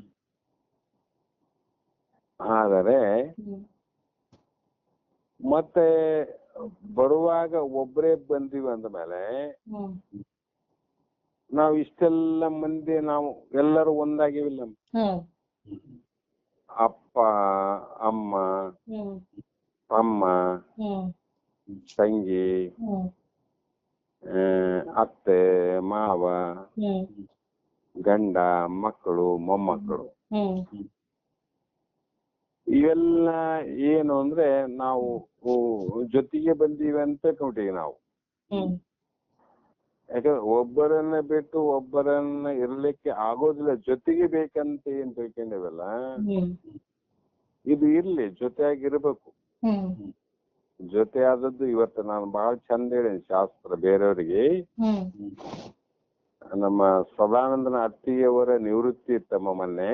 ಹ್ಮ್ ಅವರಿಗೆ ಇವತ್ತಿನ ದಿನ ನಮ್ಮ ವೇದಾಂತ ಬೆಳಗದ ವತಿಯಿಂದ ಕೆಲವು ಜನಕ್ಕೆ ಮಾಡದಂಗೆ ಅವರಿಗೂ ಕೂಡ ಒಂದು ಸನ್ಮಾನ ಮಾಡಿದೀವಿ. ಹ್ಮ್ ಹ್ಮ್ ಆ ಸನ್ಮಾನದಲ್ಲಿ ಒಂದು ಕೆಲವು ಮಾತುಗಳನ್ನು ಹೇಳಿದೀವಿ ಇವತ್ತು. ಹ್ಮ್ ಜೀವನದಲ್ಲಿ ನಾವು ಇಂಥದ್ದನ್ನೇ ಪಡಿಬೇಕು, ಹೀಗೆ ಇರಬೇಕು ಅಂತ ಹ್ಮ್ ಯಾರನ್ನಾದರೂ ಕೇಳಿ ಹ್ಮ್ ಜಾತಕವನ್ನ ಬರೆಸಿ ಹ್ಮ್ ಯಾರದೋ ಆಶೀರ್ವಾದವನ್ನ ಪಡೆದು ಹುಟ್ಟಿದಂತವರಲ್ಲ ನಾವು. ಹ್ಮ್ ಇದು ಒಂದು ಆಕಸ್ಮಿಕ, ಹೌದು. ಜಗತ್ತಿಗೆ ಆಕಸ್ಮಿಕವಾಗಿ ಬಂದ್ವಿ. ಹ್ಮ್ ಯಾರು ಹೋಗಂತನೂ ಕಳಿಸಲಿಲ್ಲ, ಹ್ಮ್ ಬಾರಂತನೂ ಕರ್ಲಿಲ್ಲ. ಹ್ಮ್ ನಮ್ಮನ್ನ ಯಾರನ್ನ ಹೋಗಿ ಬಾಪ ಜಗತ್ತಿಗೆ ಅಂತ ಕಳಿಸ್ಯಾರ? ನಮ್ಮ ಯಾರು ಕಳಿಸಿಲ್ಲ. ಮತ್ತೆ ಹೊರಗಿದ್ದವ್ರು ಯಾರಾದ್ರೂ ನೀ ಬಾ ನೀ ಬಾ ನೀ ಬಾ ಅಂತ ಯಾರು ಕರೆದಿಲ್ಲ. ಹ್ಮ್ ಬಂದೀವಿ, ಮತ್ತೆ ಕಳಿಸಿಲ್ಲ, ಯಾರು ಕರೆದಿಲ್ಲ. ಹ್ಮ್ ಆದ್ರೂ ಬಂದೀವಿ ಅಂದ್ರೆ ಇದೊಂದು ಜನನ ಕ್ರಿಯೆ ಅನ್ನೋದು ಆಕಸ್ಮಿಕ ಅಂತ. ಹ್ಮ್ ಏನ್ ಹೇಳಂಗಿಲ್ಲ ಅದು. ಹ್ಮ್ ಆದ್ರೆ ಆಕಸ್ಮಿಕವಾಗಿ ಬಂದ ಮೇಲೆ ಹ್ಮ್ 20-25 ವರ್ಷದಲ್ಲಿ ಹ್ಮ್ ಯಾರೋ ಒಬ್ಬ ಪುರುಷ, ಹ್ಮ್ ಎಲ್ಲಿಯೋ ಇರುವಂತ ಒಬ್ಬ ಸ್ತ್ರೀ, ಹ್ಮ್ ಅವ್ರು ಯಾರಮ್ಮಂದ್ರೆ ಹ್ಮ್ ಅವರ್ಯಾರೋ ನಾವ್ಯಾರು. ಹ್ಮ್ ಒಂದು ಕೂನ ಇಲ್ಲ, ಗುರುತಿಲ್ಲ, ಸಂಪರ್ಕ ಇಲ್ಲ, ಯಾವುದಿಲ್ಲ. ಹ್ಮ್ ಇಲ್ಲದಂತವರು ಹ್ಮ್ ಒಬ್ಬ ಸ್ತ್ರೀ ಒಬ್ಬ ಮನೆಗೆ ಬರ್ತಾಳ, ಒಬ್ಬ ಪುರುಷನಿಗೆ, ಹ್ಮ್ ಒಬ್ಬ ಪುರುಷನಿಗೆ ಸ್ತ್ರೀ ಏನತ್ತ ಸಂಘ ಆಗ್ತದ. ಹ್ಮ್ ಕೊಡ್ತದಿಲ್ಲ. ಅವ್ರು ಯಾರ್ರಿ ಮೊದಲು? ಹ್ಮ್ ನಿಮ್ಗ ನಿಮ್ಮ ಪತಿಗೆ ಅವ್ ಮೊದಲು ಯಾರು? ಲಗ್ನ ಮದುವೆ ಆದಕ್ಕಿಂತ ಅವ್ರು ಯಾರು, ನೀವ್ ಯಾರು? ನೀವೇನು ಜೊತೆಗೆ ಮಾತಾಡ್ಕೊಂಡು ಹುಟ್ಟಿಲ್ಲ. ಜಗತ್ತಿಗೆ ಹೋದ ನಂತರ ನಾವು ನೀವು ಪುನಃ ಒಂದಾಗೋಣ, ಜೊತೆಯಾಗಿ ಇರೋಣ ಅಂತ ಯಾರು ಅನ್ಕೊಂಡಿಲ್ಲ, ಯಾರೂ ಬಯಸಿಲ್ಲ. ಆದರೂ ಕೂಡ ಈಗೊಂದು ಜೊತೆ ಅಂತ ಆಗ್ಯದಲ್ಲ, ಇದು ಯಾಕಾಯ್ತಂದ್ರೆ ಇದು ಒಂದು ಆಕಸ್ಮಿಕ.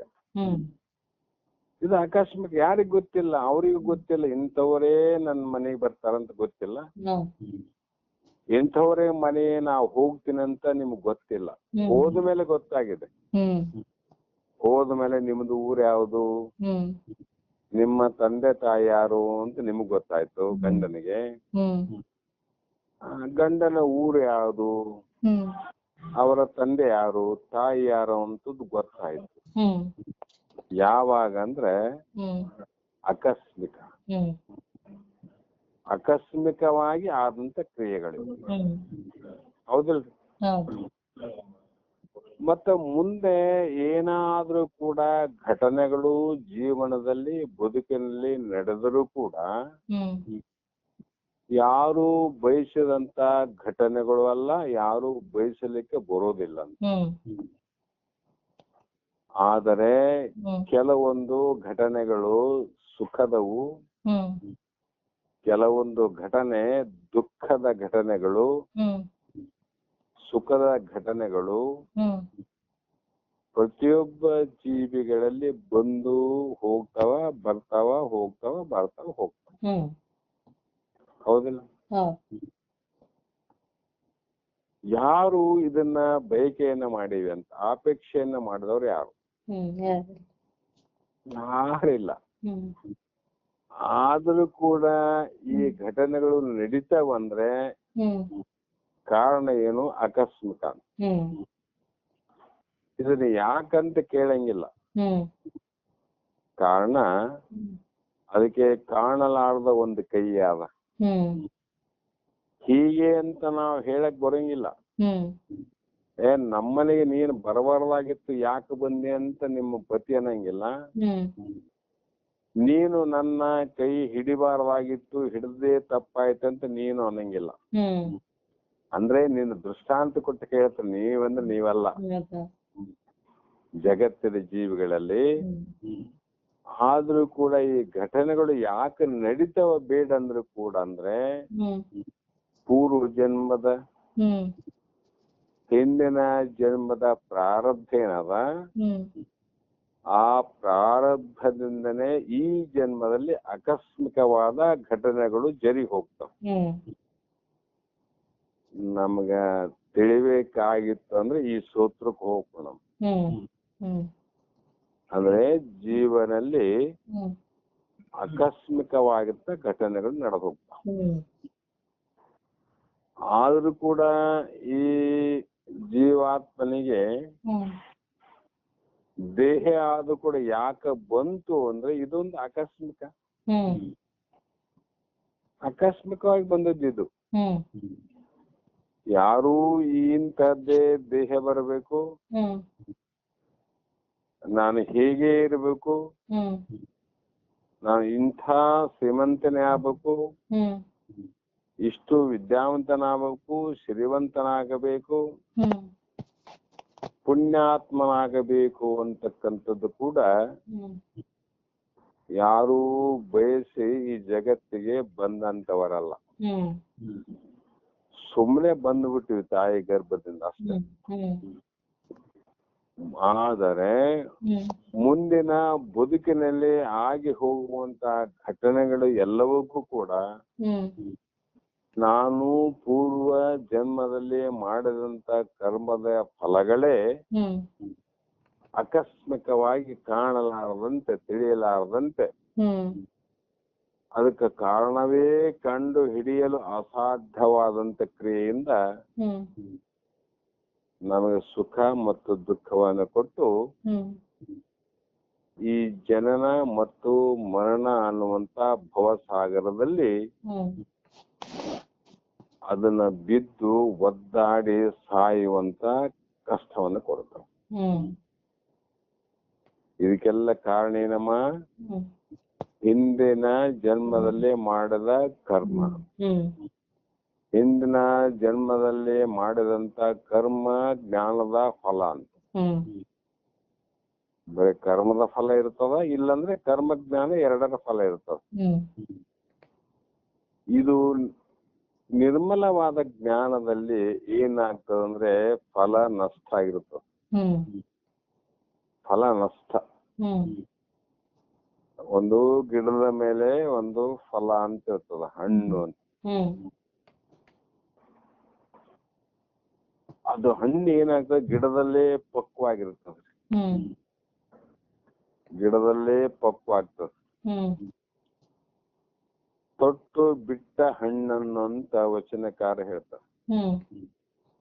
ತಾನೇ ತನ್ನಷ್ಟಕ್ಕೆ ಪಕ್ವವಾಗಿ ತೊಟ್ಟು ಬಿಟ್ಟಂತ ಹಣ್ಣನ್ನ ಪ್ರಭುದೇವರು ಅಥವಾ ಬಸವಣ್ಣವ್ರು ಹೇಳ್ತಾರ, ಅದನ್ನ ಎನಗಿರಲಿ ಎಂದು ಎತ್ತಿಕೊಂಬನು ಆ ಕೂಡಲ ಸಂಗಮ ದೇವ ಅಂತ ಇರ್ಬೋದು ಅಂಕಿತನಾಭ. ಅಥವಾ ಗುಹೇಶ್ವರ ಅಂತ ಅಂಕಿತ ನಾಮ ಇರುತ್ತೆ. ಇಷ್ಟಾಗಿದೆ ಅದು. ಹ್ಮ್ ಕಾರಣ ಅದು ಪಕ್ವವಾಗಿರ್ತದೆ. ಪಕ್ವವಾದಂತ ಹಣ್ಣಿನಲ್ಲಿ ಹ್ಮ್ ಇರುವಂತ ರಸದ ರುಚಿ ಹ್ಮ್ ಕಿತ್ತಿ ಹಣ್ಣನ್ನ ಮಾಡಿದಂತ ಹ್ಮ್ ಆ ಹಣ್ಣಿನಲ್ಲಿರುವಂತ ರುಚಿ ಹ್ಮ್ ತನ್ನಷ್ಟಕ್ಕೆ ತಾನು ಹಣ್ಣಾಗಿ ಕೆಳಗೆ ಬಿದ್ದಂತ ಹಣ್ಣಿನಲ್ಲಿ ಇರುವಂತ ರುಚಿ ವ್ಯತ್ಯಾಸ. ಹ್ಮ್ ಒಂದೇ ಗಿಡ, ಹ್ಮ್ ಒಂದೇ ಗಿಡದ ಎರಡು ಹಣ್ಣು. ಹ್ಮ್ ಒಂದನ್ನ ನಾವು ಹಣ್ಣು ಮಾಡೀವಿ, ಹ್ಮ್ ಇನ್ನೊಂದು ತಾನೇ ಹಣ್ಣಾಗಿ ಕೆಳಗೆ ಬಿದ್ದದ್ದು. ಹ್ಮ್ ಆದರೆ ಆ ಹಣ್ಣಿನ ಭಾವ ಏನದ ನಷ್ಟ ಆಗ್ಯದ. ಹ್ಮ್ ಅದಕ್ಕೆ ಕೆಳಗೆ ಬೀಳಬೇಕು ಅಂತ ಇಚ್ಛೆ ಇಲ್ಲ. ಹ್ಮ್ ಗಿಡದಲ್ಲಿ ಇನ್ನೊಂದು 4 ದಿವಸ ಇರಬೇಕಂತ ಇಚ್ಛೆ ಇಲ್ಲ. ಹ್ಮ್ ತನ್ನಷ್ಟಕ್ಕೆ ತಾನು ಇಚ್ಛೆ ಪ್ರಯತ್ನ ಇಲ್ಲದೆ ಹ್ಮ್ ಹೇಗೆ ಗಿಡದಿಂದ ಬೇರೆಯಾಗುತ್ತದೆ, ಹ್ಮ್ ಹೌದಲ್ಲ? ಹೌದು ಅದರ ಹಣ್ಣನ್ನು ನೋಡ್ರಿ ಬಹಳ ರುಚಿ ಇರ್ತದ. ಹೌದು ಆದ್ರೆ ಇನ್ನೂ ಪಕ್ವವಾಗದಂತ ಹಣ್ಣನ್ನ ಹ್ಮ್ ನಾವು ತೆಗೆದು ಮನೆಯಲ್ಲಿ 3-4 ದಿನ ಮತ್ತೆ ಅದನ್ನ ಇಟ್ಟು ತಿಂದಾಗ ಹ್ಮ್ ಆ ಹಣ್ಣಿನ ರುಚಿಗೂ ಇದರ ರುಚಿಗೂ ಬಹಳ ವ್ಯತ್ಯಾಸ ಆಗ್ತದೆ. ಹೌದು ಅವಾಗ ಈ ಕಾಯಿ ಹೇಳ್ತದೆ ಇನ್ನೊಂದು 4 ದಿನ ಗಿಡದಾಗ ಇರ್ಬೇಕಾಗಿತ್ತು ಅಂತದ್. ಹ್ಮ್ ಗಿಡಕ್ಕಂತದ ಹೌದಲ್ಲ, ನಾನು ಇನ್ನು 4 ದಿವಸ ಇಟ್ಕೋಬೇಕಾಗಿತ್ತು ಅಂತ ಅದ ಅಂತದ. ಹ್ಮ್ ಇರ್ಬೇಕಾಗಿತ್ತು ಅಂತ ಇದು ಅಂತ. ಹ್ಮ್ ಆದ್ರೆ ಅದು ಏನಾದ್ರು ಅಂತದ ನಮ್ಮ ಇಲ್ಲ ಇಲ್ಲ, ಯಾಕಂದ್ರೆ ಅದು ಪಕ್ವ ಆಗ್ಯದಂತ. ಹ್ಮ್ ಅದೇ ಪ್ರಕಾರವಾಗಿ ಹ್ಮ್ ಪರಿಪಕ್ವ ಹೃದಯ ಅಂತ ಒಂದು ಏನ ತಯಾರಾಯ್ತಂದ್ರೆ ಹ್ಮ್ ಅದು ತನ್ನಷ್ಟಕ್ಕೆ ತಾನೇ ಹ್ಮ್ ಎಲ್ಲಾ ವಿಷಯಾದಿಗಳನ್ನ, ಮೋಹಗಳನ್ನ, ಕರ್ಮಗಳನ್ನ ಹ್ಮ್ ಎಲ್ಲವನ್ನ ತನ್ನಷ್ಟಕ್ಕೆ ತಾನೇ ಬಿಡ್ತದ. ಹ್ಮ್ ಹ್ಮ್ ತನ್ನಷ್ಟ ನೋಡಮ್ಮ ಹಣ್ಣನ್ನು ಯಾರು ಬೀಳಿಸಿಲ್ಲ, ಬೀಳಿಸ್ಬೇಕಂತ ಇಚ್ಛೆ ಇಲ್ಲ, ಮತ್ತೆ ಸುಮ್ನೆ ಬೀಳಕ್ ಬರೋದಿಲ್ಲ.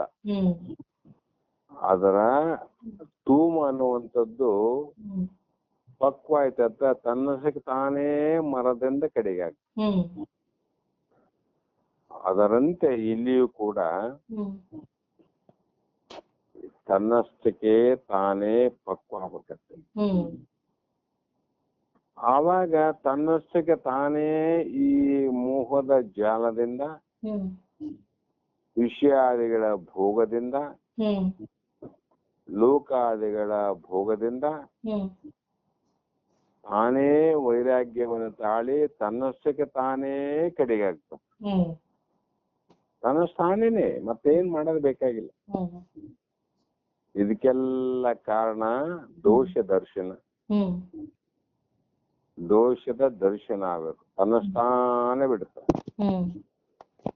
ಅದರಂತೆ ಇಲ್ಲಿ ಕೂಡ ಕರ್ಮದಲ್ಲಿ ದೋಷ ಅವ, ಕರ್ಮ ಜ್ಞಾನಗಳೆರಡರಲ್ಲಿಯೂ ದೋಷ ಅವ. ವಿಷಯಾದಿಗಳ ದೋಷವಿದ್ದಂತೆ ಆಧ್ಯಾತ್ಮಕದ ಅರಿವಿನಲ್ಲಿ ಕೂಡ ದೋಷದಿಂದ ಕೂಡಿದ ಉಪದೇಶಗಳು ಬಹಳ ಅವ. ಆ ಎಲ್ಲಾ ಉಪದೇಶಗಳ ದೋಷ ನಿವೃತ್ತಿ ಆಗ್ಬೇಕಾಗಿತ್ತಂದ್ರೆ ಆ ದೋಷಗಳ ತಿಳುವಳಿಕೆ ನಮಗಾಗಬೇಕು. ಅದರ ತಿಳುವಳಿಕೆ, ಅದರ ಫಲ ಏನು ಅಂತ ನಮಗ್ ಗೊತ್ತಾದ್ರೆ ನಾವು ನಿರ್ಮಲ ಜ್ಞಾನದ ಕಡೆಗೆ ಆಗ್ತೀವಿ, ಕರ್ಮಜಾಲದಿಂದ ಬಿಡುಗಡೆ ಆಗ್ತೀವಿ. ಕಾಡಿನಲ್ಲೇ ಬಹಳಷ್ಟು ಮೃಗಗಳಿದ್ದರೂ ಕೂಡ ಬಲಿಯಲ್ಲಿ ಬೀಳುವಂತ ಎಲ್ಲೋ 4-6 ಮೃಗಗಳು. ಬೇಟೆಗಾರನ ಬಲಿಯಲ್ಲಿ ಬೀಳುವಂತ ಮೃಗಗಳು ಎಷ್ಟಂದ್ರೆ 4-6 ಮೃಗಗಳು. ಉಳಿದ ಮೃಗಗಳು ಆ ಬಲಿಯಲ್ಲಿ ಹೇಗೆ ಬೀಳಲಿಲ್ಲ ಅಂದ್ರೆ ಅವಾಗ ಗೊತ್ತಾಯ್ತು ಅದು ಅಲ್ಲಿ ಬೇಟೆಗಾರ ಹಾಕಿದಂತ ಒಂದು ಬಲೆ ಇದೆ. ಗೊತ್ತಾದಾಗ ಏನ್ ಮಾಡ್ತದ ಅದು, ಅವೆಲ್ಲ ದೂರ ಓಡೋಗ್ತವಿನ ಬಲೆಯಲ್ಲಿ ಬೀಳೋ ಪ್ರಯತ್ನ ಮಾಡಂಗಿಲ್ಲ. ಅದಂತೆ ಮುಕ್ತನಾಗಬೇಕು. ಮುಕ್ತ ಆದವನು ಪುನಃ ಎಂದು ಕರ್ಮದ ಬಲಿಯಲ್ಲಿ ಬಿದ್ದು ಒದ್ದಾಡುವಂತ ಪ್ರಯತ್ನವನ್ನ ಎಂದೂ ಮಾಡುವುದಿಲ್ಲ. ಗೊತ್ತಿದೆ ಈ ಬಲಿಯಲ್ಲಿ ಬಿದ್ರೆ ನನಗೇನು ದುಃಖ ಆಗ್ತದ, ನಾ ಯಾರು ಪಾಲಾಗ್ತೀನಿ ಅಂತ ಗೊತ್ತದು.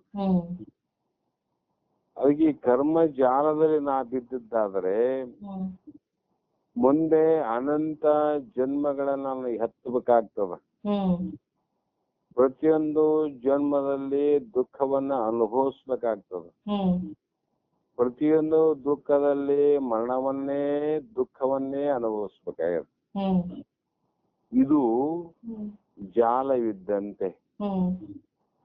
ಪುನರಪಿ ಜನನಂ ಪುನರಪಿ ಮರಣಂ. ಭಜ ಗೋವಿಂದೆ ಭಜ ಗೋವಿಂದೆ ಮೂಢಮತೆ ಭಜ ಗೋವಿಂದೆ. ಅದಕ್ಕೆ ನಾವ್ ಏನು ಮಾಡಬೇಕಾಗಿರೋದಂದ್ರೆ ಮಹಾತ್ಮರು ಹೇಳುವಂತ ಶ್ರುತಿಯ ವಾಕ್ಯಗಳೇನಾವ, ವೇದ ಪ್ರಮಾಣಗಳೇನಾವ, ಆ ವೇದ ಪ್ರಮಾಣಗಳಲ್ಲಿ ಅಭೇದ ಜ್ಞಾನವು ದುಃಖವೆನ್ನುತ್ತ. ಭೇದ ಜ್ಞಾನವೇ ದುಃಖ ನೋಡ್ರಿ ನಮ್ಗ. ಈಗ ನಾವು ಸಾಮಾನ್ಯವಾಗಿ ಜಾಗ್ರಾವಸ್ಥೆಯಲ್ಲಿ ನಾವು ನೀವು ಜಗತ್ತೇ ಪ್ರಪಂಚ ಮಾಡ್ತಾರ. ಈ ಜಗತ್ತೇ ಪ್ರಪಂಚ ಮಾಡುವಾಗ ನಾ ಮೊದಲೇ ಹೇಳೀನಿ ಪೀಠಿಕೆಯಲ್ಲಿ, ಮಾರ್ಕೆಟ್ ಹೋಗೋಣಂದ್ರೆ ಯಾರಾದ್ರೂ ಜೊತೆಗೆ ಬರ್ರಿ, ಆಸ್ಪತ್ರೆಗೆ ಹೋಗೋ ಜೊತೆಗೆ ಬರ್ರಿ, ಯಾವ್ದೋ ದೇವಸ್ಥಾನಕ್ಕೆ ಹೋಗೋಣ ಜೊತೆಗೆ ಬರ್ರಿ,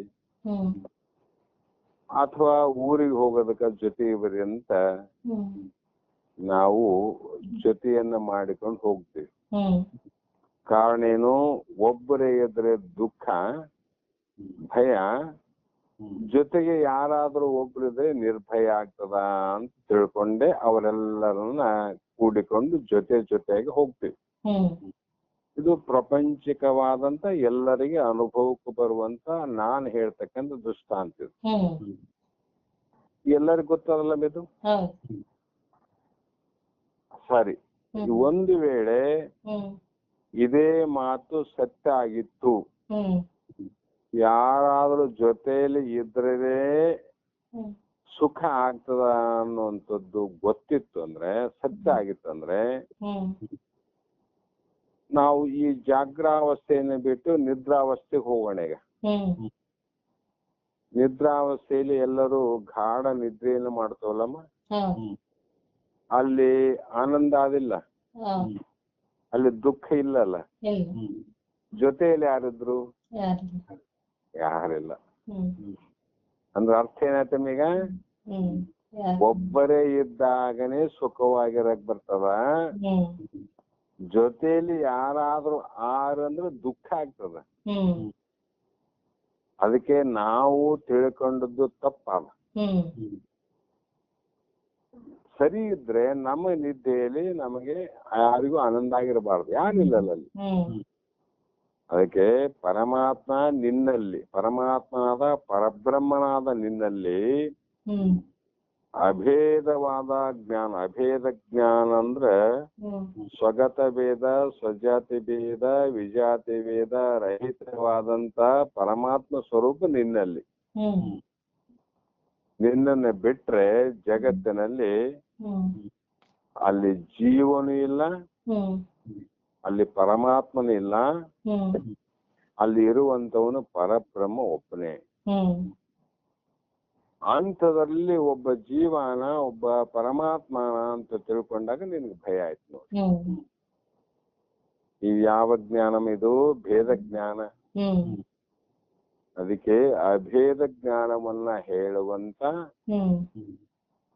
ವಾಕ್ಯಗಳೇನವ, ಉಪದೇಶಗಳೇನವ, ಆ ಉಪದೇಶಗಳನ್ನ ನಾವು ಸದಾ ಕಾಲ ಲಕ್ಷ್ಯ ಕೊಟ್ಟು ನಮ್ಮ ಮನಸ್ಸಿನಲ್ಲಿ ಹಿಡಿಯುವಂಗ ಮನಸ್ಸಿನಲ್ಲಿ ಭದ್ರವಾಗುವವರೆಗೂ ಅವನ್ನೇ ಕೇಳಬೇಕು ವಿನಃ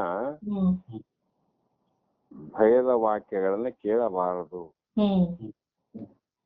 ಕಾರಣ ಏನಾಗ್ತಂದ್ರೆ ನಿತ್ಯಾದಿ ಕರ್ಮಗಳಿಂದ ಮುಕ್ತಿಯು ಸಾಧಿಸುವೆಂಬುವ ವಾಕ್ಯ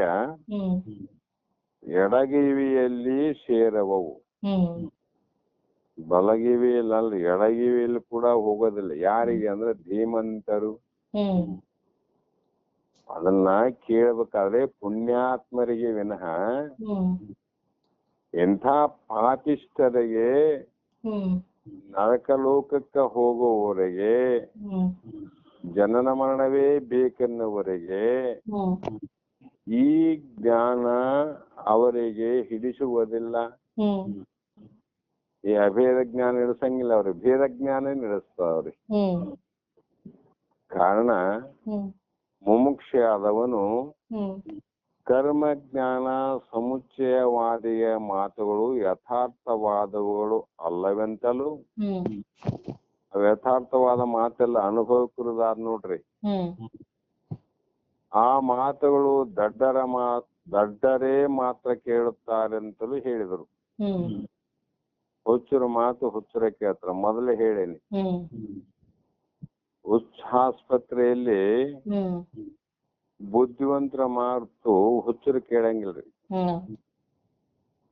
ಒಂದು ಹುಚ್ಚಾಸ್ಪತ್ರೆ ಇತ್ತು, ಹುಚ್ಚರ ಸಂಖ್ಯೆ ಬಹಳ ಇತ್ತು, ಮೇಲೆ ಅಂತಸ್ತಿತ್ತು, ಅಲ್ಲಿ ಹುಚ್ಚು ರೋಗಿಗಳ ವಾಸವಾಗಿದ್ರು. ಆವಾಗ ಎಷ್ಟೋ ದಿನಗಳ ಕಳೆದಂತ ಮೇಲೆ ಹುಚ್ಚರು ಹುಚ್ಚುತನದಿಂದ ತಾವೇ ಇರುವಂತ ಜಾಗಕ್ಕೆ ಕಿಚ್ಚನ್ನು ಹಚ್ಚಿದ್ರು, ಬೆಂಕಿ ಹಚ್ಚಿದ್ರು. ಬೆಂಕಿ ಹಚ್ಚಿದಾಗ ಅದೇನು ಸ್ವಲ್ಪ ಸ್ವಲ್ಪ ಅದು ಬೆಳಿತಾ ಬೆಳಿತಾ ದೊಡ್ಡದಾಗಿ ಬೆಂಕಿ ಹತ್ತು.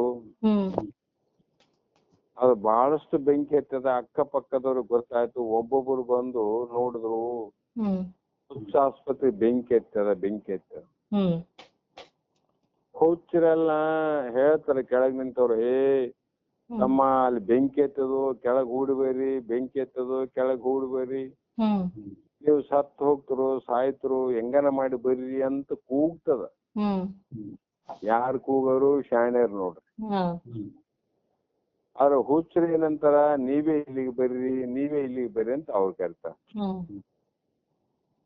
ಹುಚ್ಚರು ತಾವು ಸಾಯ್ತೀವಿ ಅನ್ನುವಂಥದ್ದು ತಕ್ಕಿದ್ರೆ ತಾವೇ ಬೆಂಕಿಯನ್ನು ಹಚ್ಚಿ ಆ ಬೆಂಕಿಯ ಹುಚ್ಚಿನಲ್ಲಿ ತಾವು ಕುಣಿತಾರ ಹುಚ್ಚರು. ಸಾಯ್ತೀವಿ ಅಂತ ಗೊತ್ತಿಲ್ಲ ನೋಡ್ರಿ ಅವ್ರು. ಅವ್ರು ಒಬ್ಬ ಹುಚ್ಚ ನಕ್ಕರೆ ಇನ್ನೊಬ್ಬ ಹುಚ್ಚ ನಗ್ತಾನೆ, ಕ್ಯಾಕೆ ಹಾಕ್ತಾರ. ಅವ್ರು ಸಂತೋಷ ಪಡ್ತಾರ.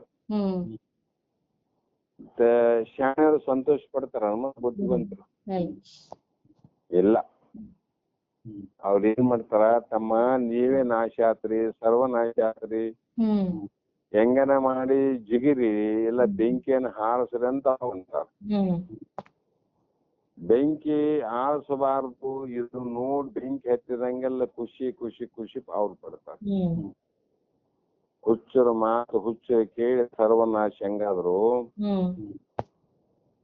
ಅದರಂತೆ ಬಲ್ಲವರ ಬುದ್ಧಿವಂತರ ಮಾತನ್ನ ಕೇಳದೆ ಅರೆ ಮುರುಳರ ಮಾತುಗಳನ್ನ ಕೇಳಿ ನೀವು ಕೂಡ ಹುಚ್ಚರಾಗುತ್ತೀರಿ ವಿನಃ ಜ್ಞಾನಿಗಳಾಗೋದಿಲ್ಲ. ಹುಚ್ಚರಾಗ್ತಂದ್ರೆ ಏನು, ಅಜ್ಞಾನಿಗಳಾಗ್ತೀವಂತ ಈ ಒಂದು ತಾತ್ಪರ್ಯ. ಆದರೆ ಕರ್ಮ ಜ್ಞಾನ ಕರ್ಮ ಸಮುಚ್ಚಯವಾದಿಯು ಹೇಳುವ ರೀತಿ ಯಾವುದು ಅಂದ್ರೆ, ಅವ್ರಿಗೆ ಕರ್ಮ ಮತ್ತು ಜ್ಞಾನ ಮತ್ತೆ ಕರ್ಮ ಜ್ಞಾನ ಎರಡು ಸಮ ಅಂತ ಸಮುಚ್ಚಯವಾದಿಯು ಜ್ಞಾನದ ಉತ್ಪತ್ತಿಗಾದರೂ ಕೂಡ ಕರ್ಮ ಭಕ್ತಿ ಯೋಗಾದಿಗಳು ಕಾರಣವೆಂದು ಹೇಳುತ್ತಾನೆಂಬ ಉತ್ತರವನ್ನ ಮುಂದಿನಲ್ಲಿ ಹೇಳ್ತಾರ ನೋಡ್ರಿ. ಹ್ಮ್ ಯಾಕೆ ಹೇಳ್ತಾರ ಕರ್ಮ ಜ್ಞಾನ ಅಂದ್ರೆ ಹ್ಮ್ ಜ್ಞಾನದ ಉತ್ಪತ್ತಿ ಇವರಲ್ಲಿ ಜ್ಞಾನನೇ ಇಲ್ಲ.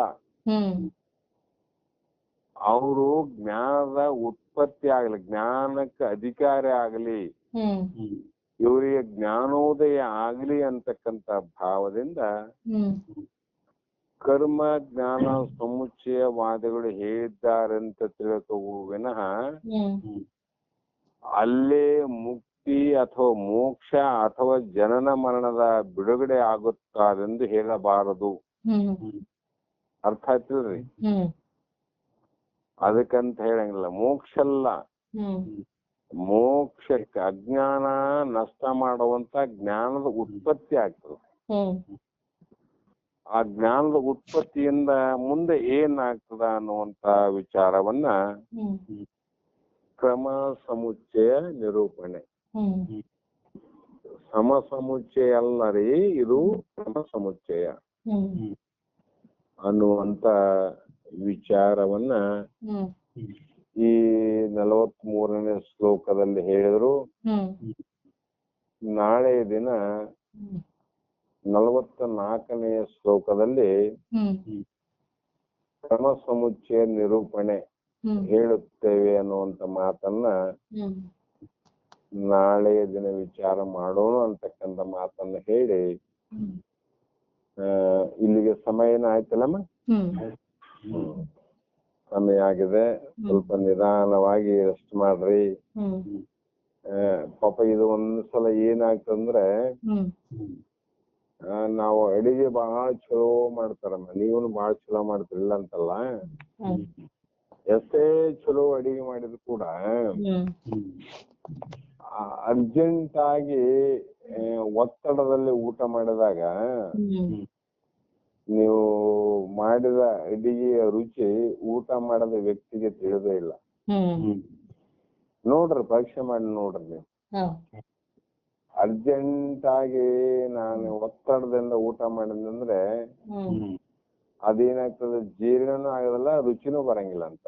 ಹ್ಮ್ ಅದೇ ಅಡಿಗೆ ಒತ್ತಡ ಇಲ್ಲದೆ ಹ್ಮ್ ಆರಾಮಾಗಿ ಕಾಲ ಅವಕಾಶ ನಿಧಾನ ಊಟ ಮಾಡಿದಾಗ ಹ್ಮ್ ಆ ಅಡಿಗೆಯ ರುಚಿ ಅನ್ನುವಂಥದ್ದು ಗೊತ್ತಾಗ್ತದೆ. ಹ್ಮ್ ಇದು ಬಹಳ ಚಲೋ ಆಗಿತ್ತು, ಬಹಳ ಚಲೋ ಆಗಿತ್ತು, ಬಹಳ ಚಲೋ ಆಗಿತ್ತು. ಹ್ಮ್ ಅದರಂತೆ ಇದು ಜ್ಞಾನದ ಅಡಿಗೆ.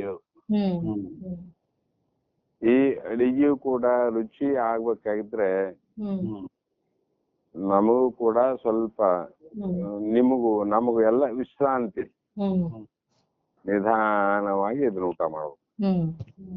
ಸ್ವಲ್ಪ ಆಗ್ಲಿ ಏನ್ ತಪ್ಪಲ್ಲ.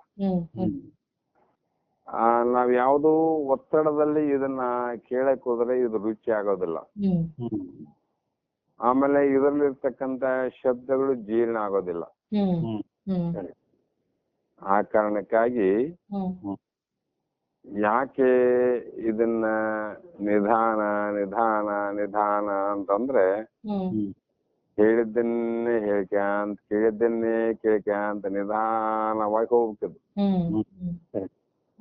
ಅದೇ ಪ್ರಕಾರ ಹೋಗೋಣ ಅಂತ ವಿಚಾರವನ್ನು ಹೇಳಿ ನಾಳೆ ದಿನ ಮತ್ತೆ ಮುಂದಿನ ಶ್ಲೋಕವನ್ನ ವಿಚಾರ ಮಾಡೋಣ. ನಮಸ್ಕಾರ. ನಮಸ್ಕಾರ. ನಮಸ್ಕಾರ.